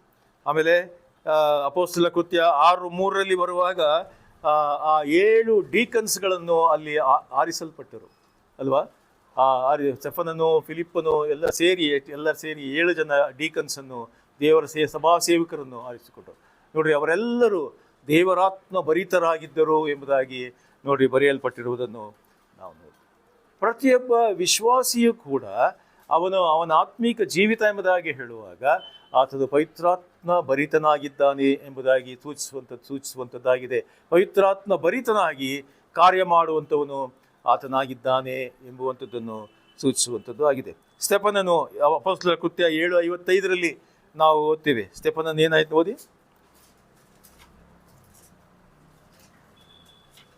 ಆದರೆ ಅವನು ಪವಿತ್ರಾತ್ಮ ಭರಿತನಾಗಿ ಆಕಾಶದ ಕಡೆಗೆ ದೃಷ್ಟಿಸಿ ನೋಡಿ ದೇವರ ಪ್ರಭಾವವನ್ನು, ದೇವರ ಬಲಗಳಲ್ಲಿ ನಿಂತಿದ್ದ ಯೇಸುವನ್ನು ಕಂಡು, ಅಗೋ ಆಕಾಶವು ತೆರೆದಿರುವುದನ್ನು, ಮನುಷ್ಯ ಕುಮಾರನು ದೇವರ ಬಲಗಳಲ್ಲಿ ನಿಂತಿರುವುದನ್ನು ನೋಡುತ್ತೇನೆ ಎಂದು ಹೇಳಿದನು.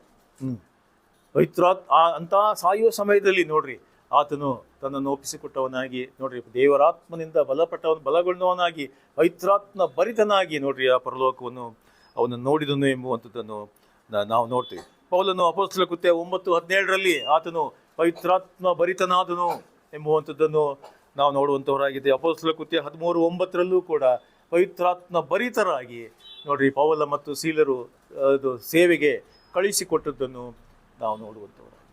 ನೋಡಿ ಇದು ಯಾರ ಕಾರ್ಯ?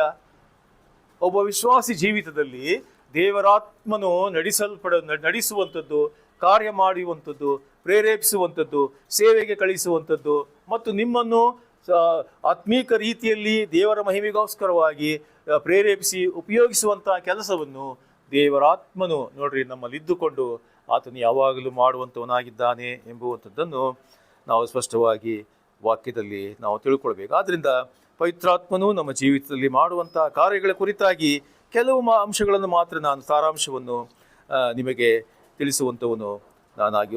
ಯೋಹಾನ 16:8. ಯೋಹಾನ 16:8.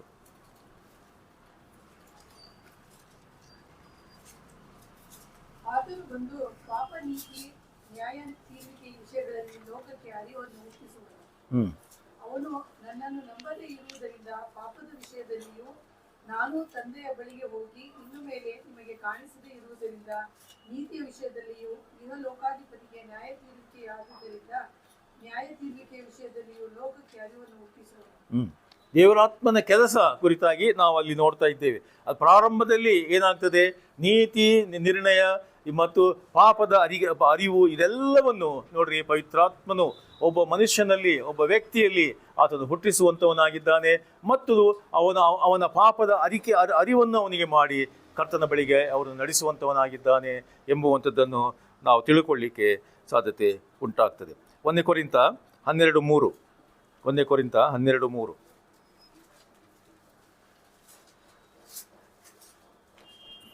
ಹೀಗಿರುವುದರಿಂದ ನಾನು ನಿಮಗೆ ತಿಳಿಸುವುದನ್ನು ಕೇಳಿರಿ, ದೇವರಾತ್ಮನ ಪ್ರೇರಣೆಯಿಂದ ಮಾತಾಡುವ ಯಾವ ಮನುಷ್ಯನಾದರೂ ಯೇಸುವನ್ನು ಶಾಪಗ್ರಸ್ತನೆಂದು ಹೇಳುವುದಿಲ್ಲ, ಮತ್ತು ಪವಿತ್ರಾತ್ಮ ಪ್ರೇರಣೆಯಿಂದಲೇ ಹೊರತು ಯಾವ ಮನುಷ್ಯನಾದರೂ ಯೇಸುವನ್ನು ಕರ್ತನೆಂದು ಹೇಳಲಾರನು. ಪವಿತ್ರಾತ್ಮ ಪ್ರೇರಣೆ ಇಲ್ಲದೆ ಯಾರು ಕರ್ತನ ಯೇಸು ಕ್ರಿಸ್ತನನ್ನು ಕರ್ತನು ಎಂಬುದಾಗಿ ಹೇಳಲಿಕ್ಕೆ ಸಾಧ್ಯ. ಇದು ದೇವರಾತ್ಮನ ಕಾರ್ಯ ವಿಶ್ವಾಸಿಯ ಜೀವಿತದಲ್ಲಿ ಆಗಿದೆ ಎಂಬುವಂಥದ್ದನ್ನು ನೋಡ್ರಿ, ವಾಕ್ಯ ಸ್ಪಷ್ಟವಾಗಿ ತಿಳಿಸ್ತದೆ. 1 ಕೊರಿಂಥ 12:11.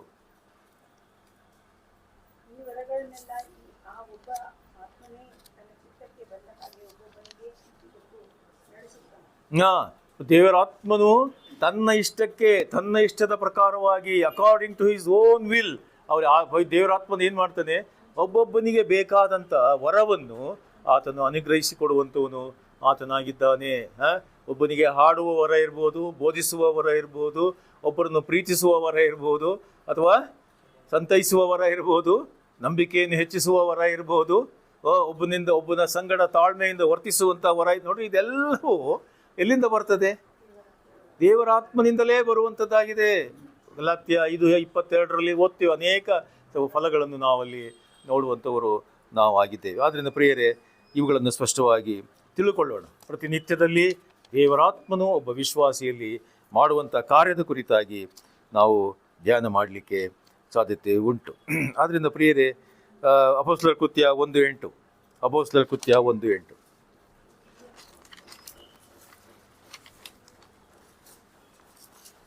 ಆದರೆ ಪವಿತ್ರಾತ್ಮ ನಿಮ್ಮ ಮೇಲೆ ಬರಲು ನೀವು ಬಲವನ್ನು ಹೊಂದಿ ಯೆರೂಸಲೇಮಿನಲ್ಲಿಯೂ ಎಲ್ಲ ಯೂದಾಯ ಸಮಾರ್ಯ ಸೀಮೆಗಳಲ್ಲಿಯೂ ಭೂಲೋಕದ ಕಟ್ಟಕಡೆಯವರೆಗೂ ನನಗೆ ಸಾಕ್ಷಿಗಳಾಗಿರಬೇಕು. ಏನಾಗ್ತದೆ? ಪವಿತ್ರಾತ್ಮನು ನಿಮ್ಮ ಮೇಲೆ ಬರಲು ನೀವು ಶಕ್ತಿ, ನೀವು ಬಲವನ್ನು ಹೊಂದಿ. ಎಷ್ಟು ಬಲ ಹೊಂದ್ಕೊಂಡಿದ್ದಾರಪ್ಪ? ಎಷ್ಟು % ಬಲ ಪವಿತ್ರಾತ್ಮನಿಂದ ನಮಗೆ ಸಿಕ್ಕಿದೆ ಎಂಬುವಂಥದ್ದನ್ನು ಗ್ರಹಿಸ್ಕೊಳ್ಬೇಕಲ್ವ. ಬಲ ಸಿಕ್ಕಿದ ಮೇಲೆ ಏನು ಮಾಡಿದ್ರು ಅವರು? ಸುಮ್ಮನೆ ಕೂತ್ಕೊಂಡ್ರ? ಹಾಂ, ಕೆಲವರು ಶೋ ಮಾಡ್ತಾರೆ, ಗೊತ್ತಾ ನಿಮಗೆ? ಚೆನ್ನಾಗಿ ಬಾಡಿ ಬಿಲ್ಡ್ ಮಾಡಿಬಿಟ್ಟು ಸುಮ್ಮನೆ ಶೋ ತೋರಿಸ್ತಾರೆ ಅವರು, ನಮಗೆ ಇಷ್ಟು ನೋಡಿ ಹಿಂಗಿದೆ ಹಂಗಿದೆ ಅಂತ. ಆದರೆ ಅವರು ಫೈಟ್ ಗೀಟ್ ಮಾಡಿ ತೋರಿಸೋದಿಲ್ಲ, ಸುಮ್ಮನೆ ಬಾಡಿ ತೋರಿಸೋದು, ಹಿಂಗಿದ್ದೀನಿ ನಾನು ಅಂತ. ಹಾಗೆ ಆಗುತ್ತೆ. ನಾವು ಶೋ ಆಫ್ ಮಾಡ್ತೀವಿ ಅನೇಕ ಸಾರಿ. ನಾನು ಭಾಳ ಸ್ಪಿರಿಚುವಲ್ಲು, ನಾನು ಹಂಗಿದ್ದೇನೆ ಹಿಂಗಿದ್ದೇನೆ ಅಂತ ಎಲ್ಲ, ನಾನು ಅವನಿಗಿಂತ ಬೆಟರು, ಅವಳಿಗಿಂತ ಬೆಟರು ನಾನು ಅಂತ ಈ ರೀತಿಯಲ್ಲಿ ವರ್ತಿಸುವಂಥವ್ರು. ಆದರೆ ಇದು ದೇವರಾತ್ಮನಿಂದ ನಡೆಸಲ್ಪಡುವಂಥವನು, ದೇವರಾತ್ಮನಿಂದ ಬಲ ಹೊಂದುವಂಥವನು ಮಾಡುವಂಥ ಕಾರ್ಯ ಏನು ಗೊತ್ತಾ? ಅವ್ರು ಏನು ಮಾಡಿದರು? ಎಲ್ಲಿ ಹೋದರು? ಯೆರೂಸಲೇಮಿನಿಂದ ಯೂದಾಯ ಕಟ್ಟಕಡೆಯವರೆಗೆ, ಕಟ್ಟಕಡೆ ಹೋಗಿ ಏನು ಮಾಡಿದ್ರಂತೆ? ಸುವಾರ್ತೆಯನ್ನು. ಹಾಗಾದರೆ ನಾವೇನು ಮಾಡ್ತೀವಿ? ನಮಗಿಲ್ವಾ ಅದು? ಆ ಪೋರ್ಷನ್ ನಮಗಿಲ್ವಾ? ಅಷ್ಟೇ ಸಾಕು ನಮಗೆ ಅಂತನ? ಇಲ್ಲ, ಆ ರೀತಿಯಲ್ಲಿ ಇಲ್ಲ. ದೇವರ ವಾಕ್ಯ ಎಲ್ಲರಿಗೂ ಅದು ಕಡಾಖಂಡಿತವಾಗಿ ತಿಳಿಸುವಂಥದ್ದಾಗಿದೆ. ಇದು ನಮ್ಮ ಕರ್ತವ್ಯವಾಗಿದೆ. ಆದ್ದರಿಂದ ಪ್ರಿಯರೇ, ಇದನ್ನು ಗಮನಕ್ಕೆ ತಂದುಕೊಳ್ಬೇಕು. ಸುವಾರ್ತೆ ಸಾರುವಂಥದ್ದು ವಿಶ್ವಾಸಿಯ ಕರ್ತವ್ಯ. ದೇವರಾತ್ಮನ ಬಲ ನಮ್ಮಲ್ಲಿದೆ ಎಂಬುದಾಗಿ ಹೇಳುವಾಗ ಅನೇಕ ಆತ್ಮಗಳನ್ನು ಕ್ರಿಸ್ತನ ಬಳಿಗೆ ನಡೆಸಲಿಕ್ಕೆ ನಾವು ಬದ್ಧರಾಗಿದ್ದೇವೆ ಎಂಬುವಂಥದ್ದನ್ನು ಗ್ರಹಿಸಿಕೊಳ್ಳೋಣ. ಅದು ವೇಳೆ ಅದು ಚಿಕ್ಕದಾಗಿರಬಹುದು, ನಿಮ್ಮ ಪರಿಸರದಲ್ಲಿ ಮಾಡುವಂಥ ಸೇವೆ ಆಗಿರಬಹುದು, ನಿಮ್ಮ ಸ್ನೇಹಿತರ ಮಧ್ಯದಲ್ಲಿ ಮಾಡುವಂಥ ಸೇವೆ ಆಗಿರ್ಬೋದು, ನಿಮ್ಮ ಆಫೀಸ್ನಲ್ಲಿ ಮಾಡುವಂಥ ಸೇವೆ ಅಂತ ಆಗಿರ್ಬೋದು, ಅಥವಾ ಸಭಾ ಮಧ್ಯದಲ್ಲಿ, ಕುಟುಂಬದ ಮಧ್ಯದಲ್ಲಿ ನೀವು ಅನೇಕರನ್ನು ಕ್ರಿಸ್ತನ ಬಳಿಗೆ ನಡೆಸುವಂಥ ಒಂದು ಸೇವೆ ಅದಾಗಿರ್ಬೋದು. ಅದನ್ನು ಪ್ರಾರಂಭ ಮಾಡಿರಿ, ದೇವರಾತ್ಮನ ಬಲದಿಂದ ಮಾಡಿರಿ. ಆಗ ಅನೇಕರು ಕ್ರಿಸ್ತನ ಬಳಿಗೆ ನಡೆಸಲಿಕ್ಕೆ ಅದು ಸಾಧ್ಯತೆ ಉಂಟಾಗ್ತದೆ ಎಂಬುವಂಥದ್ದನ್ನು ನಾವು ತಿಳ್ಕೊಳ್ತೇವೆ. ಓಕೆ, ಆ ದೇವರಾತ್ಮನ ಬಲ ಬಂದಾಗ ಆ ಅಪೊಸ್ತಲರಲ್ಲಿ ಆದಂಥ ಕಾರ್ಯಗಳೇನು ಎಂಬುವಂಥದ್ದನ್ನು ವಾಕ್ಯದಲ್ಲಿ ನಾವು ನೋಡ್ತೇವೆ. ಅಲ್ಲಿ ನೋಡ್ರಿ, ಅಪೊಸ್ತಲ ಕೃತ್ಯ 2ನೇ ಅಧ್ಯಾಯ 14ನೇ ವಚನ. ಆಗ ಪೇತ್ರನು 11 ಮಂದಿ ಅಪೊಸ್ತಲರ ಸಹಿತ ಎದ್ದು ನಿಂತು ಗಟ್ಟಿಯಾದ ಧ್ವನಿಯಿಂದ ಅವರಿಗೆ ಹೀಗೆ ಪ್ರಸಂಗ ಮಾಡಿದನು. ಏನ್ ಮಾಡಿದ ಅವನು? ಪವಿತ್ರಾತ್ಮನ ಬಲ, ಪವಿತ್ರಾತ್ಮನ ಅವರಲ್ಲಿ ಬಂದಾಗ ಅವರ ಬಲ ಇದ್ದಾಗ, ಪವಿತ್ರಾತ್ಮನ ಬಲ ಇದ್ದಾಗ ಏನ್ ಬಂತು ಅವರಿಗೆ? ಗಟ್ಟಿಯಾದ ಧ್ವನಿ. ಗಟ್ಟಿಯಾದ ಧ್ವನಿ. ಏನು ವಾಯ್ಸೆ ಹೊರಡೋದಿಲ್ಲ. ಏನು ಬಾಯಿಂದ ಇಲ್ಲಿವರೆಗೆ ಬಂದಂಥ ಸ್ತೋತ್ರ, ಇಲ್ಲಿವರೆಗೆ ಬಂದಂಥ ಪ್ರಾರ್ಥನೆ ಅದು ಹೊರಗಡೆ ಬರೋದೇ ಇಲ್ಲ. ಪ್ರಾರ್ಥನೆ, ನೀವು ಮಾಡೋ ಪ್ರಾರ್ಥನೆ ಯಾರಿಗೂ ಕೇಳಿಸೋದೇ ಇಲ್ಲ ಅಂತ ದೇವರಾತ್ಮನಿಂದ ತುಂಬಲ್ಪಟ್ಟಂಥ ಪೇತ್ರನು ಮತ್ತು ಅವನ ಸಂಗಡಿಗರು ಏನು ಮಾಡಿದ್ರು? ಏನುವಂಥವ್ರು ಏನು ದೊರಕಿತ್ತು ಅವರಿಗೆ? ದೇವರಾತ್ಮನಿಂದ ಬಲ, ಗಟ್ಟಿಯಾದ ಧ್ವನಿಯನ್ನು ನೋಡ್ರಿ. ದೇವರಾತ್ಮನು ರೇಸ್ ದ ವಾಯ್ಸ್. ಆದ್ದರಿಂದ ಪ್ರಿಯರೇ, ನಮಗೆ ದೇವರಾತ್ಮನ ಬಲ ಇದೆ ಎಂಬುದಾಗಿ ಹೇಳುವ, ದೇವರಾತ್ಮನ ಸಹಾಯದಿಂದ ಗಟ್ಟಿಯ ಧ್ವನಿಯಿಂದ ಸುವಾರ್ತೆ ಸಾರ್ರಿ, ಗಟ್ಟಿಯ ಧ್ವನಿಯಿಂದ ಪ್ರಾರ್ಥನೆ ಮಾಡ್ರಿ, ಗಟ್ಟಿಯಾದ ಧ್ವನಿಯಿಂದ ಸ್ತೋತ್ರವನ್ನು ಕೊಡ್ರಿ, ದೇವರಾತ್ಮನ ಬಲವನ್ನು ತೋರ್ಪಡಿಸಿರಿ ಎಂಬುವಂಥದ್ದನ್ನು ವಾಕ್ಯ ನಮಗೆ ತಿಳಿಸುವಂಥದ್ದಾಗಿದೆ. 1ನೇ ಕೊರಿಂಥ 2ನೇ ಅಧ್ಯಾಯ 4-5. ಆಗ ಅವರೆಲ್ಲರೂ ಪವಿತ್ರಾತ್ಮ ಭರಿತರಾಗಿ ಆ ಆತ್ಮ ತಮಗೆ ನುಡಿಯುವ ಶಕ್ತಿಯನ್ನು ಕೊಡುವ ಪ್ರಕಾರ ಬೇರೆ ಬೇರೆ ಭಾಷೆಗಳಿಂದ ಮಾತಾಡುವುದಕ್ಕೆ ಪ್ರಾರಂಭಿಸಿದರು. ಆಕಾಶದ ಕೆಳಗಿರುವ ಎಲ್ಲಾ ದೇಶದವರಿಂದ ಬಂದ ಸದ್ಭಕ್ತರಾದ ಯೆಹೂದ್ಯರು ಯೆರೂಸಲೇಮಿನಲ್ಲಿ ವಾಸವಾಗಿದ್ದರು. ಆ ಸಫಲವಾದಾಗ ಜನರು ಗುಂಪಾಗಿ ಕೂಡಿ ಬಂದು. ಎಲ್ಲಿ ಓದ್ತಿದ್ದೀರಿ ಸಿಸ್ಟರ್? 1 ಕೊರಿಂಥ 2. ಮನುಷ್ಯ ಜ್ಞಾನವನ್ನು ಆಧಾರ ಮಾಡಿಕೊಳ್ಳದೆ ದೇವರ ಶಕ್ತಿಯನ್ನು ಆಧಾರ ಮಾಡಿಕೊಂಡಿರಬೇಕೆಂದು ನನ್ನ ಬೋಧನೆಯಲ್ಲಿಯೂ ಪ್ರಸಂಗದಲ್ಲಿಯೂ ಮನವೊಲಿಸುವ ಜ್ಞಾನ ವಾಕ್ಯಗಳನ್ನು ನಾನು ಪ್ರಯೋಗಿಸದೆ ದೇವರಾತ್ಮನ ಬಲವನ್ನು ತೋರ್ಪಡಿಸುವ ವಾಕ್ಯಗಳನ್ನೇ ಪ್ರಯೋಗಿಸಿದೆ. ನೋಡ್ರಿ, ಯಾರು ಹೇಳ್ತಿರೋದು? ಪೌಲನು ಹೇಳ್ತಿರ್ತಕ್ಕಂಥ ಮಾತು ಏನಂತೆ? ಮನುಷ್ಯ ಜ್ಞಾನದಿಂದ ಬರುವಂತ ಜ್ಞಾನದಿಂದ ನಾನು ಬೋಧನೆಯನ್ನು ಮಾಡ್ತಾ ಇಲ್ಲ, ನನ್ನ ಬಲವನ್ನು ವ್ಯಕ್ತಪಡಿಸ್ತಾ ಇಲ್ಲ. ಆದ್ರೆ ಏನ್ ಮಾಡ್ತಿದ್ದಾನೆ? ದೇವರ ಶಕ್ತಿಯನ್ನು ಆಧಾರ ಮಾಡಿಕೊಂಡು ಬೋಧನೆಯಲ್ಲಿಯೋ ಪ್ರಸಂಗದಲ್ಲಿಯೋ ಮನವೊಲಿಸುವ ಜ್ಞಾನ ವಾಕ್ಯಗಳನ್ನು ನಾನು ಪ್ರಯೋಗಿಸದೆ ದೇವರಾತ್ಮನ ಬಲದಿಂದ ತೋರ್ಪಡಿಸುವ ವಾಕ್ಯಗಳನ್ನೇ. ಈಗ ಒಬ್ಬ ಸೇವಕ ನನ್ನಂಗೆ ಇಲ್ಲಿ ನಿಂತು ಸಂದೇಶವನ್ನು, ಆತನು ವಾಕ್ಯವನ್ನು ಬೋಧಿಸ್ತಾನೆ ಎಂಬುದಾಗಿ ಹೇಳುವಾಗ ಇದು ತಮ್ಮ ಸ್ವಂತ ಜ್ಞಾನ, ತಿಳುವಳಿಕೆ, ವಾಕ್ಚಾತುರ್ಯದಲ್ಲಿ ಹೇಳುವಂಥ ಸಂಗತಿಗಳಲ್ಲ. ಹಾಗೆ ಹೇಳುವವರು ಇದ್ದಾರೆ. ಈಗಂತೂ ಇವತ್ತಿನ ದಿವಸದಲ್ಲಿ ಏನಾಗಿದೆ ಅಂತಂದರೆ, ಎಲ್ಲ ಇಂಟರ್ನೆಟ್ಟು, ಎಲ್ಲ ಫಾಸ್ಟ್ ಟ್ರ್ಯಾಕು, ಎಲ್ಲ ರೀತಿಯ ಸ್ಪೀಡ್ ಕಂಪ್ಯೂಟರ್ಗಳು ಎಲ್ಲ ಬಂದ್ಬಿಟ್ಟಿದೆ. ಅದ್ರ ಮೇಲೆ ಒಂದು AI ಅಂತ ಬೇರೆ ಬಂದ್ಬಿಟ್ಟಿದೆ. ಆರ್ಟಿಫಿಷಿಯಲ್ ಇಂಟೆಲಿಜೆನ್ಸ್, ಆರ್ಟಿಫಿಷಿಯಲ್ ಮೆಸೇಜಸ್ ಬೇಕಾ? ಆರ್ಟಿಫಿಷಿಯಲ್ ಮೆಸೇಜಸ್ ಎಷ್ಟು ಬೇಕಾದಷ್ಟು ಇವತ್ತಿನ ದಿವಸ ಬಂದುಬಿಟ್ಟಿದೆ. ಅದನ್ನು ನೀವು ಅಲ್ಲೇ ತೆಕ್ಕೊಂಡು ಹೀಗೆ ಬಂದು ಪ್ರಸಂಗ ಮಾಡಿ ಹೋಗ್ಬಿಡ್ಬೋದು. ಆ ರೀತಿ ಎಲ್ಲ ಇದೆ. ಅದೆಲ್ಲ ದೇವರ ವಾಕ್ಯ ಹಾಗೆ ಹೇಳೋದಿಲ್ಲ. ದೇವರಾತ್ಮನಿಂದ ವಿಶ್ವಾಸಿ ನಡೆಸಲ್ಪಟ್ಟವನಾಗಿ ದೇವರ ವಾಕ್ಯವನ್ನು ತಿಳಿಸುವಂಥವನು, ಬೋಧಿಸುವಂಥವನು ಆಗಿದ್ದಾನೆ ಎಂಬುವಂಥದ್ದನ್ನು ದೇವರ ವಾಕ್ಯದ ಸತ್ಯ ನಮಗೆ ತಿಳಿಸುವಂಥದ್ದಾಗಿದೆ. ಆದ್ದರಿಂದ ಪ್ರಿಯರೇ, ನಾವು ಬೇರೆ ಯಾವುದನ್ನು ಆತುಕೊಳ್ಳಬಾರದು. ವಿಶ್ವಾಸಿ ದೇವರಾತ್ಮನ ಬಲವನ್ನೇ ಆತನ ಆತುಕೊಂಡು ಜೀವಿಸಬೇಕೆಂಬುವಂಥದ್ದನ್ನು ಸ್ಪಷ್ಟವಾಗಿ ಗ್ರಹಿಸಬಹುದು. 2ನೇದು ನೋಡ್ರಿ, ಅಲ್ಲೇನಾಯಿತು? ಅಪೊಸ್ತಲರ ಕೃತ್ಯ 2:43. 1ನೇದು ಗಟ್ಟಿಯಾದ ಧ್ವನಿಯಲ್ಲಿ ಮಾತನಾಡಿದ. ಆಮೇಲೆ ಅಪೊಸ್ತಲರ ಕೃತ್ಯ 2. ಎಲ್ಲರಿಗೂ ಭಯ ಉಂಟಾಯಿತು.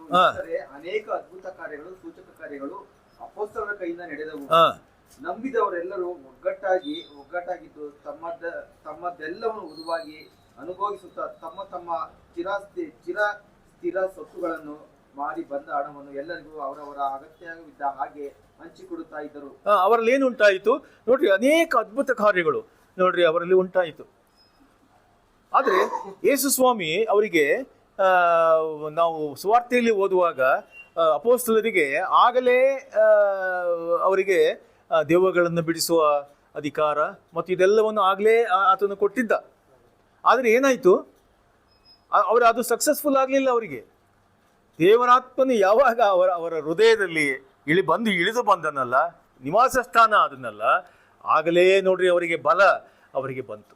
ಆವಾಗಿಂದ ಆಗಲೇ ಏನಾಯಿತು, ಅವರು ಮಾಡಿದಂಥ ಎಲ್ಲ ಕಾರ್ಯಗಳಲ್ಲಿ ದೇವರ ಬಲ ಅವರಿಗೆ ಉಂಟಾಯಿತು ಮತ್ತು ದೇವರ ಕಾರ್ಯಗಳನ್ನು ಸಕ್ಸಸ್ಫುಲ್ ಆಗಿ ಮಾಡಿದರು ಎಂಬುದಾಗಿ ನಾವು ನೋಡ್ತೀವಿ. ಆಮೇಲೆ ಅಲ್ಲಿ ನೋಡಿದ್ದು ನಾವು 44-47 ಏನಂತಿದೆ ಅಲ್ಲಿ, ಅವರಲ್ಲಿ ಏನುಂಟಾಯಿತು, ದೇವರಾತ್ಮನ ಬಲದಿಂದ ಅವರಲ್ಲಿ ಹಂಚಿಕೊಳ್ಳುವಂತಹ ಸಂಗತಿ, ಒಬ್ಬರನ್ನೊಬ್ಬರು ಸಂತೈಸುವಂತಹ ಸಂಗತಿ, ಒಬ್ಬರನ್ನೊಬ್ಬರು ಕೇರ್ ಮಾಡುವಂತಹ ಸಂಗತಿ, ಒಬ್ಬರನ್ನೊಬ್ಬರು ಹೆಲ್ಪ್ ಮಾಡುವಂತಹ ಸಂಗತಿ, ಒಬ್ಬರನ್ನೊಬ್ಬರನ್ನು ಪ್ರೀತಿ ಮಾಡುವಂತಹ ಸಂಗತಿ. ನೋಡಿ, ಇದೆಲ್ಲವೂ ಆ ಸಭೆಯಲ್ಲಿ ಉಂಟಾಯಿತು ಎಂಬುವುದು. ಈ ಸಭೆಯಲ್ಲಿ ಒಬ್ಬರನ್ನೊಬ್ಬರು ಪ್ರೀತಿ ಮಾಡುವಂಥದ್ದು, ಸಹೋದರ ಸ್ನೇಹ ಮತ್ತು ಈ ಅನ್ಯೋನ್ಯತೆ, ಇದೆಲ್ಲವನ್ನು ನಮಗೆ ಎಲ್ಲ ರೀತಿಯಲ್ಲಿ ಪ್ರೇರೇಪಣೆಯನ್ನು ಕೊಟ್ಟು ನಡೆಸುವಂಥವನು ಯಾರಾಗಿದ್ದಾನೆ? ದೇವರಾತ್ಮನೇ ಆಗಿದ್ದಾನೆ. ನಮ್ಮ ಸ್ವಂತ ಶಕ್ತಿ ನಮ್ಮ ಇದರಲ್ಲಿ ಆಗುವುದಿಲ್ಲ, ಮನುಷ್ಯನ ಜ್ಞಾನದಿಂದ ಆಗುವುದಿಲ್ಲ. ನಾವೇನು ಮಾಡ್ತೀವಿ, ಸುಮ್ಮನೆ ನಾವು ವಿಶ್ವಾಸಿಗಳಾಗಿದ್ದರೂ ಕೂಡ ಹಿಂಗೆ ಮುಖ ತಿರುಗಿಸ್ಕೊಂಡು ಹೋಗುವಂಥ ಒಂದು ಸ್ಥಿತಿ ಮನುಷ್ಯನಲ್ಲಿ ಅದು ಇದೆ. ಆದರೆ ದೇವರಾತ್ಮನು ನಮ್ಮಲ್ಲಿ ಇರುವಾಗ ಆತನು ನಮ್ಮಲ್ಲಿ ಇರ್ತಕ್ಕಂಥ ಶರೀರ ಭಾವದ ಸಂಗತಿಗಳನ್ನು ತೆಗೆದುಹಾಕಿ ಆತ್ಮನನ್ನು ಅನುಸರಿಸಿ ನಡೆಯುವಂಥ ಆ ಬೇಕಾದಂಥ ಮೌಲ್ಯಗಳನ್ನು, ಫಲಗಳನ್ನು, ವರಗಳನ್ನು ನೋಡ್ರಿ ದೇವರ ಆತ್ಮನು ನಮಗೆ ಕೊಡುವಂಥವನಾಗಿದ್ದಾನೆ ಎಂಬುವಂಥದ್ದನ್ನು ಆ ವಾಕ್ಯದ ಮುಖಾಂತರವಾಗಿ ತಿಳ್ಕೊಂಡು, ಮೂರನೇದಾಗಿ ಅಪೊಸ್ತಲ ಕೃತ್ಯ 3:6. ಆಗ ಪೇತ್ರನು, ಬೆಳ್ಳಿ ಬಂಗಾರವನ್ನು ನನ್ನಲ್ಲಿಲ್ಲ, ನನ್ನಲ್ಲಿರುವುದನ್ನು ನಿಮಗೆ ಕೊಡುತ್ತೇನೆ, ನಜರೇತಿನ ಯೇಸು ಕ್ರಿಸ್ತನ ಹೆಸರಲ್ಲಿ ಎದ್ದು ನಡೆದಾಡು ಎಂದು ಹೇಳಿ ಅವನ ಬಲಗೈ ಎತ್ತಿದನು. ಆ ಕ್ಷಣವೇ ಅವನ ಕಾಲುಗಳು ಹರಡುಗಳಿಗೂ ಬಲ ಬಂದವು. ಅವನು ಹಾರಿ ನಿಂತು ನಡೆದಾಡಿದನು. ನಡೆಯುತ್ತಾ ಹಾರುತ್ತಾ ದೇವರನ್ನು ಕೊಂಡಾಡುತ್ತಾ ಅವರ ಜೊತೆಯಲ್ಲಿ ದೇವಾಲಯದೊಳಗೆ ಹೋದನು. ದೇವರಾತ್ಮನು ಅವರು ಬಂದ ಅವರಲ್ಲಿ ಅವರಿಗೆ ಬಲ ಕೊಟ್ಟ ಮೇಲೆ ಅಪೊಸ್ತಲರಲ್ಲಿ ಪೇತ್ರನಲ್ಲಿ ಆದಂಥ ಕಾರ್ಯ ಏನು ಗೊತ್ತಾ? ಅವನಲ್ಲಿ ಬೆಳ್ಳಿ ಬಂಗಾರ ಆಸ್ತಿ ಹಣ ಯಾವುದೂ ಅವರಲ್ಲಿ ಏನೂ ಇರಲಿಲ್ಲ. ಅವರು ಸಾಮಾನ್ಯ ಮನುಷ್ಯರಂತ ಇದ್ದರು. ಆದರೆ ಅವರಲ್ಲಿ ಏನಿತ್ತು? ದೇವರಾತ್ಮನ ಬಲ ಅವರಲ್ಲಿ ಇತ್ತು ಅಲ್ವಾ? ಅದರಿಂದ ಅವನು ಹೇಳ್ತಿದ್ದಾನೆ, ನನ್ನಲ್ಲಿರುವುದನ್ನು ನಿನಗೆ ನಾನು ಕೊಡ್ತೇನಪ್ಪ, ನನ್ನಲ್ಲಿರುವುದನ್ನು ಕೊಡ್ತೇನೆ ಅಲ್ವಾ? ನಮ್ಮಲ್ಲಿ ಏನಿದೆ? ದೇವರಾತ್ಮನ ಬಲ, ದೇವರಾತ್ಮನ ಶಕ್ತಿ, ದೇವರಾತ್ಮನ ನಿವಾಸ ಸ್ಥಾನ, ಆತನ ಇರುವಿಕೆ ನಮ್ಮಲ್ಲಿರುವಾಗ ಏನಾಗ್ತದೆ? ಅದನ್ನು ನಾವು ಏನು ಮಾಡ್ತೀವಿ? ದೇವರಾತ್ಮನ ನಮಗೆ ಪ್ರೇರೇಪಿಸುವಾಗ ಅದನ್ನು ನಾವು ಜನರಿಗೆ ಕೊಡುವಂಥವರಾಗಿದ್ದೇವೆ ಎಂಬುವಂಥದ್ದನ್ನು ವ್ಯಕ್ತಪಡಿಸುವಂಥದ್ದು ಅದು ಆಗಿದೆ. ಅಲ್ಲೇನಾಯಿತು? ದೊಡ್ಡ ಅದ್ಭುತ ಕಾರ್ಯ ಆಯಿತು. ಜನರಿಗೆಲ್ಲ ಆಶ್ಚರ್ಯ ಉಂಟಾಯಿತು. ಆ ಹುಟ್ಟು ಕುಂಟನು ಆತನು ಎದ್ದು ನಡೆದಾಡಿದನು ಮತ್ತು ಅವರ ಜೊತೆ ಹೋದದ್ದನ್ನು ನಾವು ನೋಡುವಂಥವರು ಆಗಿದೆ. ನಾಲ್ಕನೇದಾಗಿ ಅಪೊಸ್ತಲ ಕೃತ್ಯ 3:13. ಅಪೊಸ್ತಲ ಕೃತ್ಯ 3:13. ಈಸಾಕ ಯಾಕೋಬರ ದೇವರು ತನ್ನ ಸೇವಕನಾದ ಯೇಸುವನ್ನು ಮಹಿಮೆ ಪಡಿಸಿದ್ದಾನೆ. ನೀವಂತೂ ಆತನನ್ನು ಹಿಡಿದುಕೊಟ್ಟಿರಿ ಮತ್ತು ಪಿಲಾತನು ಆತನನ್ನು ಬಿಡಿಸಬೇಕೆಂದು ನಿರ್ಣಯಿಸಿದಾಗ ಆತನನ್ನು ಬೇಡವೆಂದಿರಿ. ನೀವು ಪರಿಶುದ್ಧನೂ ನೀತಿವಂತನೂ ಆಗಿರುವ ಪುರುಷನನ್ನು ಬೇಡವೆಂದು ಹೇಳಿ ಕೊಲೆಗಾರನಾದ ಮನುಷ್ಯನನ್ನು ಬಿಡಿಸಿಕೊಡಬೇಕೆಂದು ಬೇಡಿಕೊಂಡು ಜೀವನಾಯಕನನ್ನು ಕೊಲ್ಲಿಸಿದ್ದೀರಿ. ಆದರೆ ದೇವರು ಆತನನ್ನು ಸತ್ತವರಿಂದ ಎಬ್ಬಿಸಿದನು. ಈ ವಿಷಯದಲ್ಲಿ ನಾವೇ ಸಾಕ್ಷಿಗಳು. ನೀವು ನೋಡುವಂತ ನಿಮಗೆ ಸಾಕ್ಬಿಡಿ ಸಿಸ್ಟರ್. 13ನೇ ವಚನ ಏನಂತ ಓದ್ರಿ, ಓದಿ. ನಮ್ಮ ಪಿತೃಗಳಾದ ಅಬ್ರಹಾಮ, ಇಸಾಕ, ಯಾಕೋಬ ದೇವರು ತನ್ನ ಸೇವಕನಾದ ಯೇಸುವನ್ನು ಮಹಿಮೆಪಡಿಸಿದ್ದಾನೆ. ಯಾರ ಮುಖಾಂತರವಾಗಿ? ಈ ಸೇವಕರ ಮುಖಾಂತರವಾಗಿ, ಪೇತ್ರನ ಮುಖಾಂತರವಾಗಿ, ಯೋಹಾನನ ಮುಖಾಂತರವಾಗಿ ನೋಡ್ರಿ ರಕ್ಷಕನಾದ ಯೇಸು ಕ್ರಿಸ್ತನನ್ನು ಆತನು ಮಹಿಮೆ ಪಡಿಸಿದ್ದಾನೆ ಎಂಬುವಂಥದ್ದನ್ನು ನಾವು ನೋಡ್ತೀವಿ. ಯಾಕೆಂದರೆ ಅವರು ಪವಿತ್ರಾತ್ಮನಿಂದ ಹೊಂದಿದ ಬಲದಿಂದ ಅವರು ಮಾಡಿದ ಕಾರ್ಯದಲ್ಲಿ ಏನಾಯಿತು? ಯೇಸು ಕ್ರಿಸ್ತನನ್ನು ಅವರು ಮಹಿಮೆ ಪಡಿಸಿದರು. ಯಾಕಂದರೆ ಯೇಸು ಸ್ವಾಮಿ ಇನ್ನೂ ಶಿಲುಬೆಗೆ ಹಾಕುವುದಕ್ಕಿಂತ ಮುಂಚೆ ಯೋಹಾನ್ ಸುವಾರ್ತೆಯಲ್ಲಿ ಹೇಳಿದಂಥ ಮಾತು ಏನಂತ ಹೇಳಿದಳು? ದೇವರಾತ್ಮನ ನಿಮಗೆ ಸಹಾಯಕನನ್ನು ನಾನು ಕಳಿಸಿಕೊಡುತ್ತೇನೆ, ಸತ್ಯದ ಆತ್ಮನನ್ನು ನಾನು ಕಳುಹಿಸಿಕೊಡುತ್ತೇನೆ. ಆತನು ಏನು ಮಾಡ್ತಾನಂತೆ? ನಿಮ್ಮನ್ನು ಸತ್ಯಕ್ಕೆ ಅವನು ಸೇರಿಸುವಂಥವನಾಗಿದ್ದಾನೆ ಮತ್ತು ನನ್ನಿಂದ ಪಡೆದು ನನ್ನನ್ನು ಮಹಿಮೆ ಪಡಿಸುವಂಥವನು ಆತನಾಗಿದ್ದಾನೆ ಎಂಬುವಂಥದ್ದನ್ನು ಯೇಸು ಸ್ವಾಮಿ ಹೇಳಿದ್ದನ್ನು ನಾವು ನೋಡುವಂಥವರು. ನಾವು ಅದೇ ರೀತಿಯಲ್ಲಿ ಅಪೊಸ್ತಲರು ಮಾಡಿದ್ದನ್ನು ನಾವು ನೋಡ್ತೇವೆ. 5ನೇದಾಗಿ ಅಪೊಸ್ತಲ ಕೃತ್ಯ 4:13. ಪೇತ್ರ ಯೋಹಾನನು ಧೈರ್ಯದಿಂದ ಮಾತನಾಡುವುದನ್ನು ಆ ಸಭಿಕರು ನೋಡಿ ಅವರು ಶಾಸ್ತ್ರಾಭ್ಯಾಸ ಮಾಡದೆ ಸಾಧಾರಣವೆಂದು ತಿಳಿದು ಆಶ್ಚರ್ಯಪಟ್ಟರು. ದೇವರಾತ್ಮನು ಅವರಲ್ಲಿ ಇದ್ದಾಗ, ಅವರಲ್ಲಿ ಬಲ ಇದ್ದಾಗ ಏನು ಸಿಕ್ತು ಅವರಿಗೆ? ಧೈರ್ಯ. ನೋಡಿ, ಅದು ಧೈರ್ಯದಿಂದ ಅವರು ಮಾತನಾಡಿದರು. ಏನುಂಟಾಯ್ತಲ್ಲಿ? ಅವರು ಅಲ್ಲಿದ್ದಂಥ ಯಹೂದ್ಯ ಮತಾವಲಂಬಿಗಳು ಅವರೆಲ್ಲರೂ ಅವರೇ ಹೇಳ್ತಾರೆ, ಇವರು ಶಾಸ್ತ್ರಾಭ್ಯಾಸ ಮಾಡದಂಥ ಸಾಧಾರಣ ಜನರಲ್ವ ಇವರಿಗೆ ಹೇಗೆ ಇಷ್ಟರ ಮಟ್ಟಿಗೆ ಇವರಿಗೆ ಜ್ಞಾನ ತಿಳುವಳಿಕೆ ಇವೆಲ್ಲ ಬಂತೆಂಬುದಾಗಿ ಅವರಿಗೆ ಆಶ್ಚರ್ಯವಾಯಿತು. ನಾವು ಸಾಮಾನ್ಯ ಮನುಷ್ಯರಂತೆ ಕಂಡರೂ ಕೂಡ ಇತರರ ಮಧ್ಯದಲ್ಲಿ ನಾವು ಸಾಮಾನ್ಯ ಮನುಷ್ಯರಲ್ಲ. ವಿಶೇಷವಾದ ಜನರು, ವಿಶೇಷವಾದ ಜ್ಞಾನ, ವಿಶೇಷವಾದ ಬಲ ಹೊಂದಿದಂಥವರು ಎಂಬುವಂಥದ್ದನ್ನು ನಮ್ಮ ಕಾರ್ಯಗಳಲ್ಲಿ, ನಮ್ಮ ಕ್ರಿಯೆಗಳಲ್ಲಿ, ನಾವು ನಡೆಯುವಂಥ ರೀತಿ, ನಮ್ಮ ಎಲ್ಲ ಕಾರ್ಯಗಳಲ್ಲಿ ನಾವು ಒಬ್ಬ ವಿಶ್ವಾಸಿ ವ್ಯಕ್ತಪಡಿಸುವಂಥವನಾಗಿದ್ದಾನೆ ಎಂಬುವಂಥದ್ದನ್ನು ವಾಕ್ಯ ಸ್ಪಷ್ಟವಾಗಿ ತಿಳಿಸುವಂಥದ್ದಾಗಿದೆ. ಪೇತ್ರ ಯೋಹಾನರು ಸಾರಿದಂಥ ಸುವಾರ್ತೆಯ ನಿಮಿತ್ತವಾಗಿ ನೋಡ್ರಿ, ಮೊದಲು 3,000, ಆಮೇಲೆ 5,000ವರೆಗೆ ಬೆಳೆಯಿತು, 7,000ದವರೆಗೆ ನೋಡ್ರಿ. ಆ ಸಭೆಯ ಸಂಖ್ಯೆ ಬೆಳೆಯುತ್ತಾ ಹೋದುದನ್ನು ನಾವು ನೋಡುವಂಥವ್ರು. ಇದು ಪವಿತ್ರಾತ್ಮನ ಬಲದಿಂದ ಆದಂಥ ಕಾರ್ಯ ಎಂಬುವಂಥದ್ದನ್ನು ನಾವು ನೋಡ್ತೀವಿ.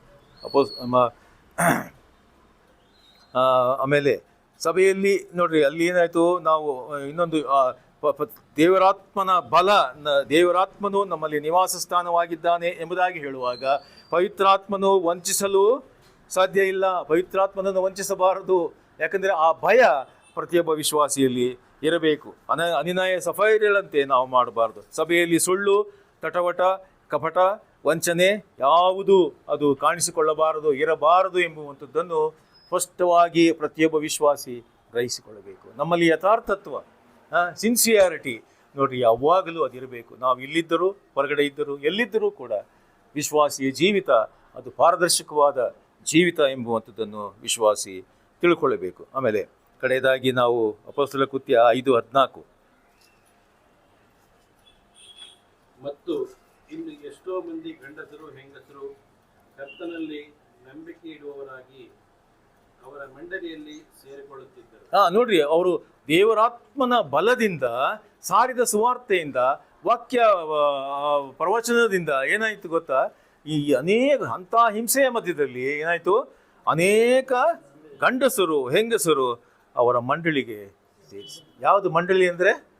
ಸಭೆ. ಮಂಡಳಿ ಅಂದರೆ ಸಭೆ. ಆ ಸಭೆಗೆ ಸೇರಿಸಲ್ಪಟ್ಟರು ಎಂಬುವಂಥದ್ದನ್ನು ನಾವು ನೋಡ್ತೀವಿ. ಸುಮಾರು 6-7 ಅಂಶಗಳನ್ನು ನಾವು ದೇವರಾತ್ಮನ ಬಲದಲ್ಲಿ ಆಗುವಂಥ ಕಾರ್ಯಗಳು ಏನೆಂಬುದಾಗಿ ನಾವು ತಿಳ್ಕೊಂಡಿವಿ. ಅದರಿಂದ ಪ್ರಿಯರೇ, ದೇವರಾತ್ಮನ ಕಾರ್ಯ ವಿಶ್ವಾಸಿಯ ಜೀವಿತದಲ್ಲಿ ಹೇಗೆ ಅದು ನಡೆಯುತ್ತದೆ ಎಂಬುವಂಥದ್ದನ್ನು ವಾಕ್ಯ ತಿಳಿಸುವಂಥದ್ದಾಗಿದೆ, ವಾಕ್ಯದಲ್ಲಿ ಇದೆ. ಆದರೆ ನಾವು ಅದನ್ನು ಗ್ರಹಿಸಿಕೊಂಡಿದ್ದೇವ? ನಿನ್ನ ಜೀವಿತದಲ್ಲಿ ಇರ್ತಕ್ಕಂಥ ಪವಿತ್ರಾತ್ಮನು ಮಾಡುವಂಥ ಕಾರ್ಯ ಏನೆಂಬುದನ್ನು ನಾವು ಗ್ರಹಿಸಿಕೊಂಡಿದ್ದೇವಾ ಎಂಬುವಂಥದ್ದು ಈ ಮಧ್ಯಾಹ್ನದ ಒಂದು ಪ್ರಶ್ನೆ ಅದಾಗಿದೆ. ಅದರಿಂದ ಇದನ್ನು ಗ್ರಹಿಸಿಕೊಳ್ಳೋಣ. ನಮ್ಮ ಜೀವಿತವನ್ನು ಕರ್ತನು, ದೇವರಾತ್ಮನು ಇನ್ನೂ ಹೆಚ್ಚಿನ ರೀತಿಯಲ್ಲಿ ಮಾರ್ಪಡಿಸಲಿ. ಕರ್ತನಿಗಾಗಿ ನಾವು ಉಪಯೋಗಿಸಲ್ಪಡೋಣ. ದೇವರ ವಾಕ್ಯವನ್ನು ಆಶೀರ್ವದಿಸಿ.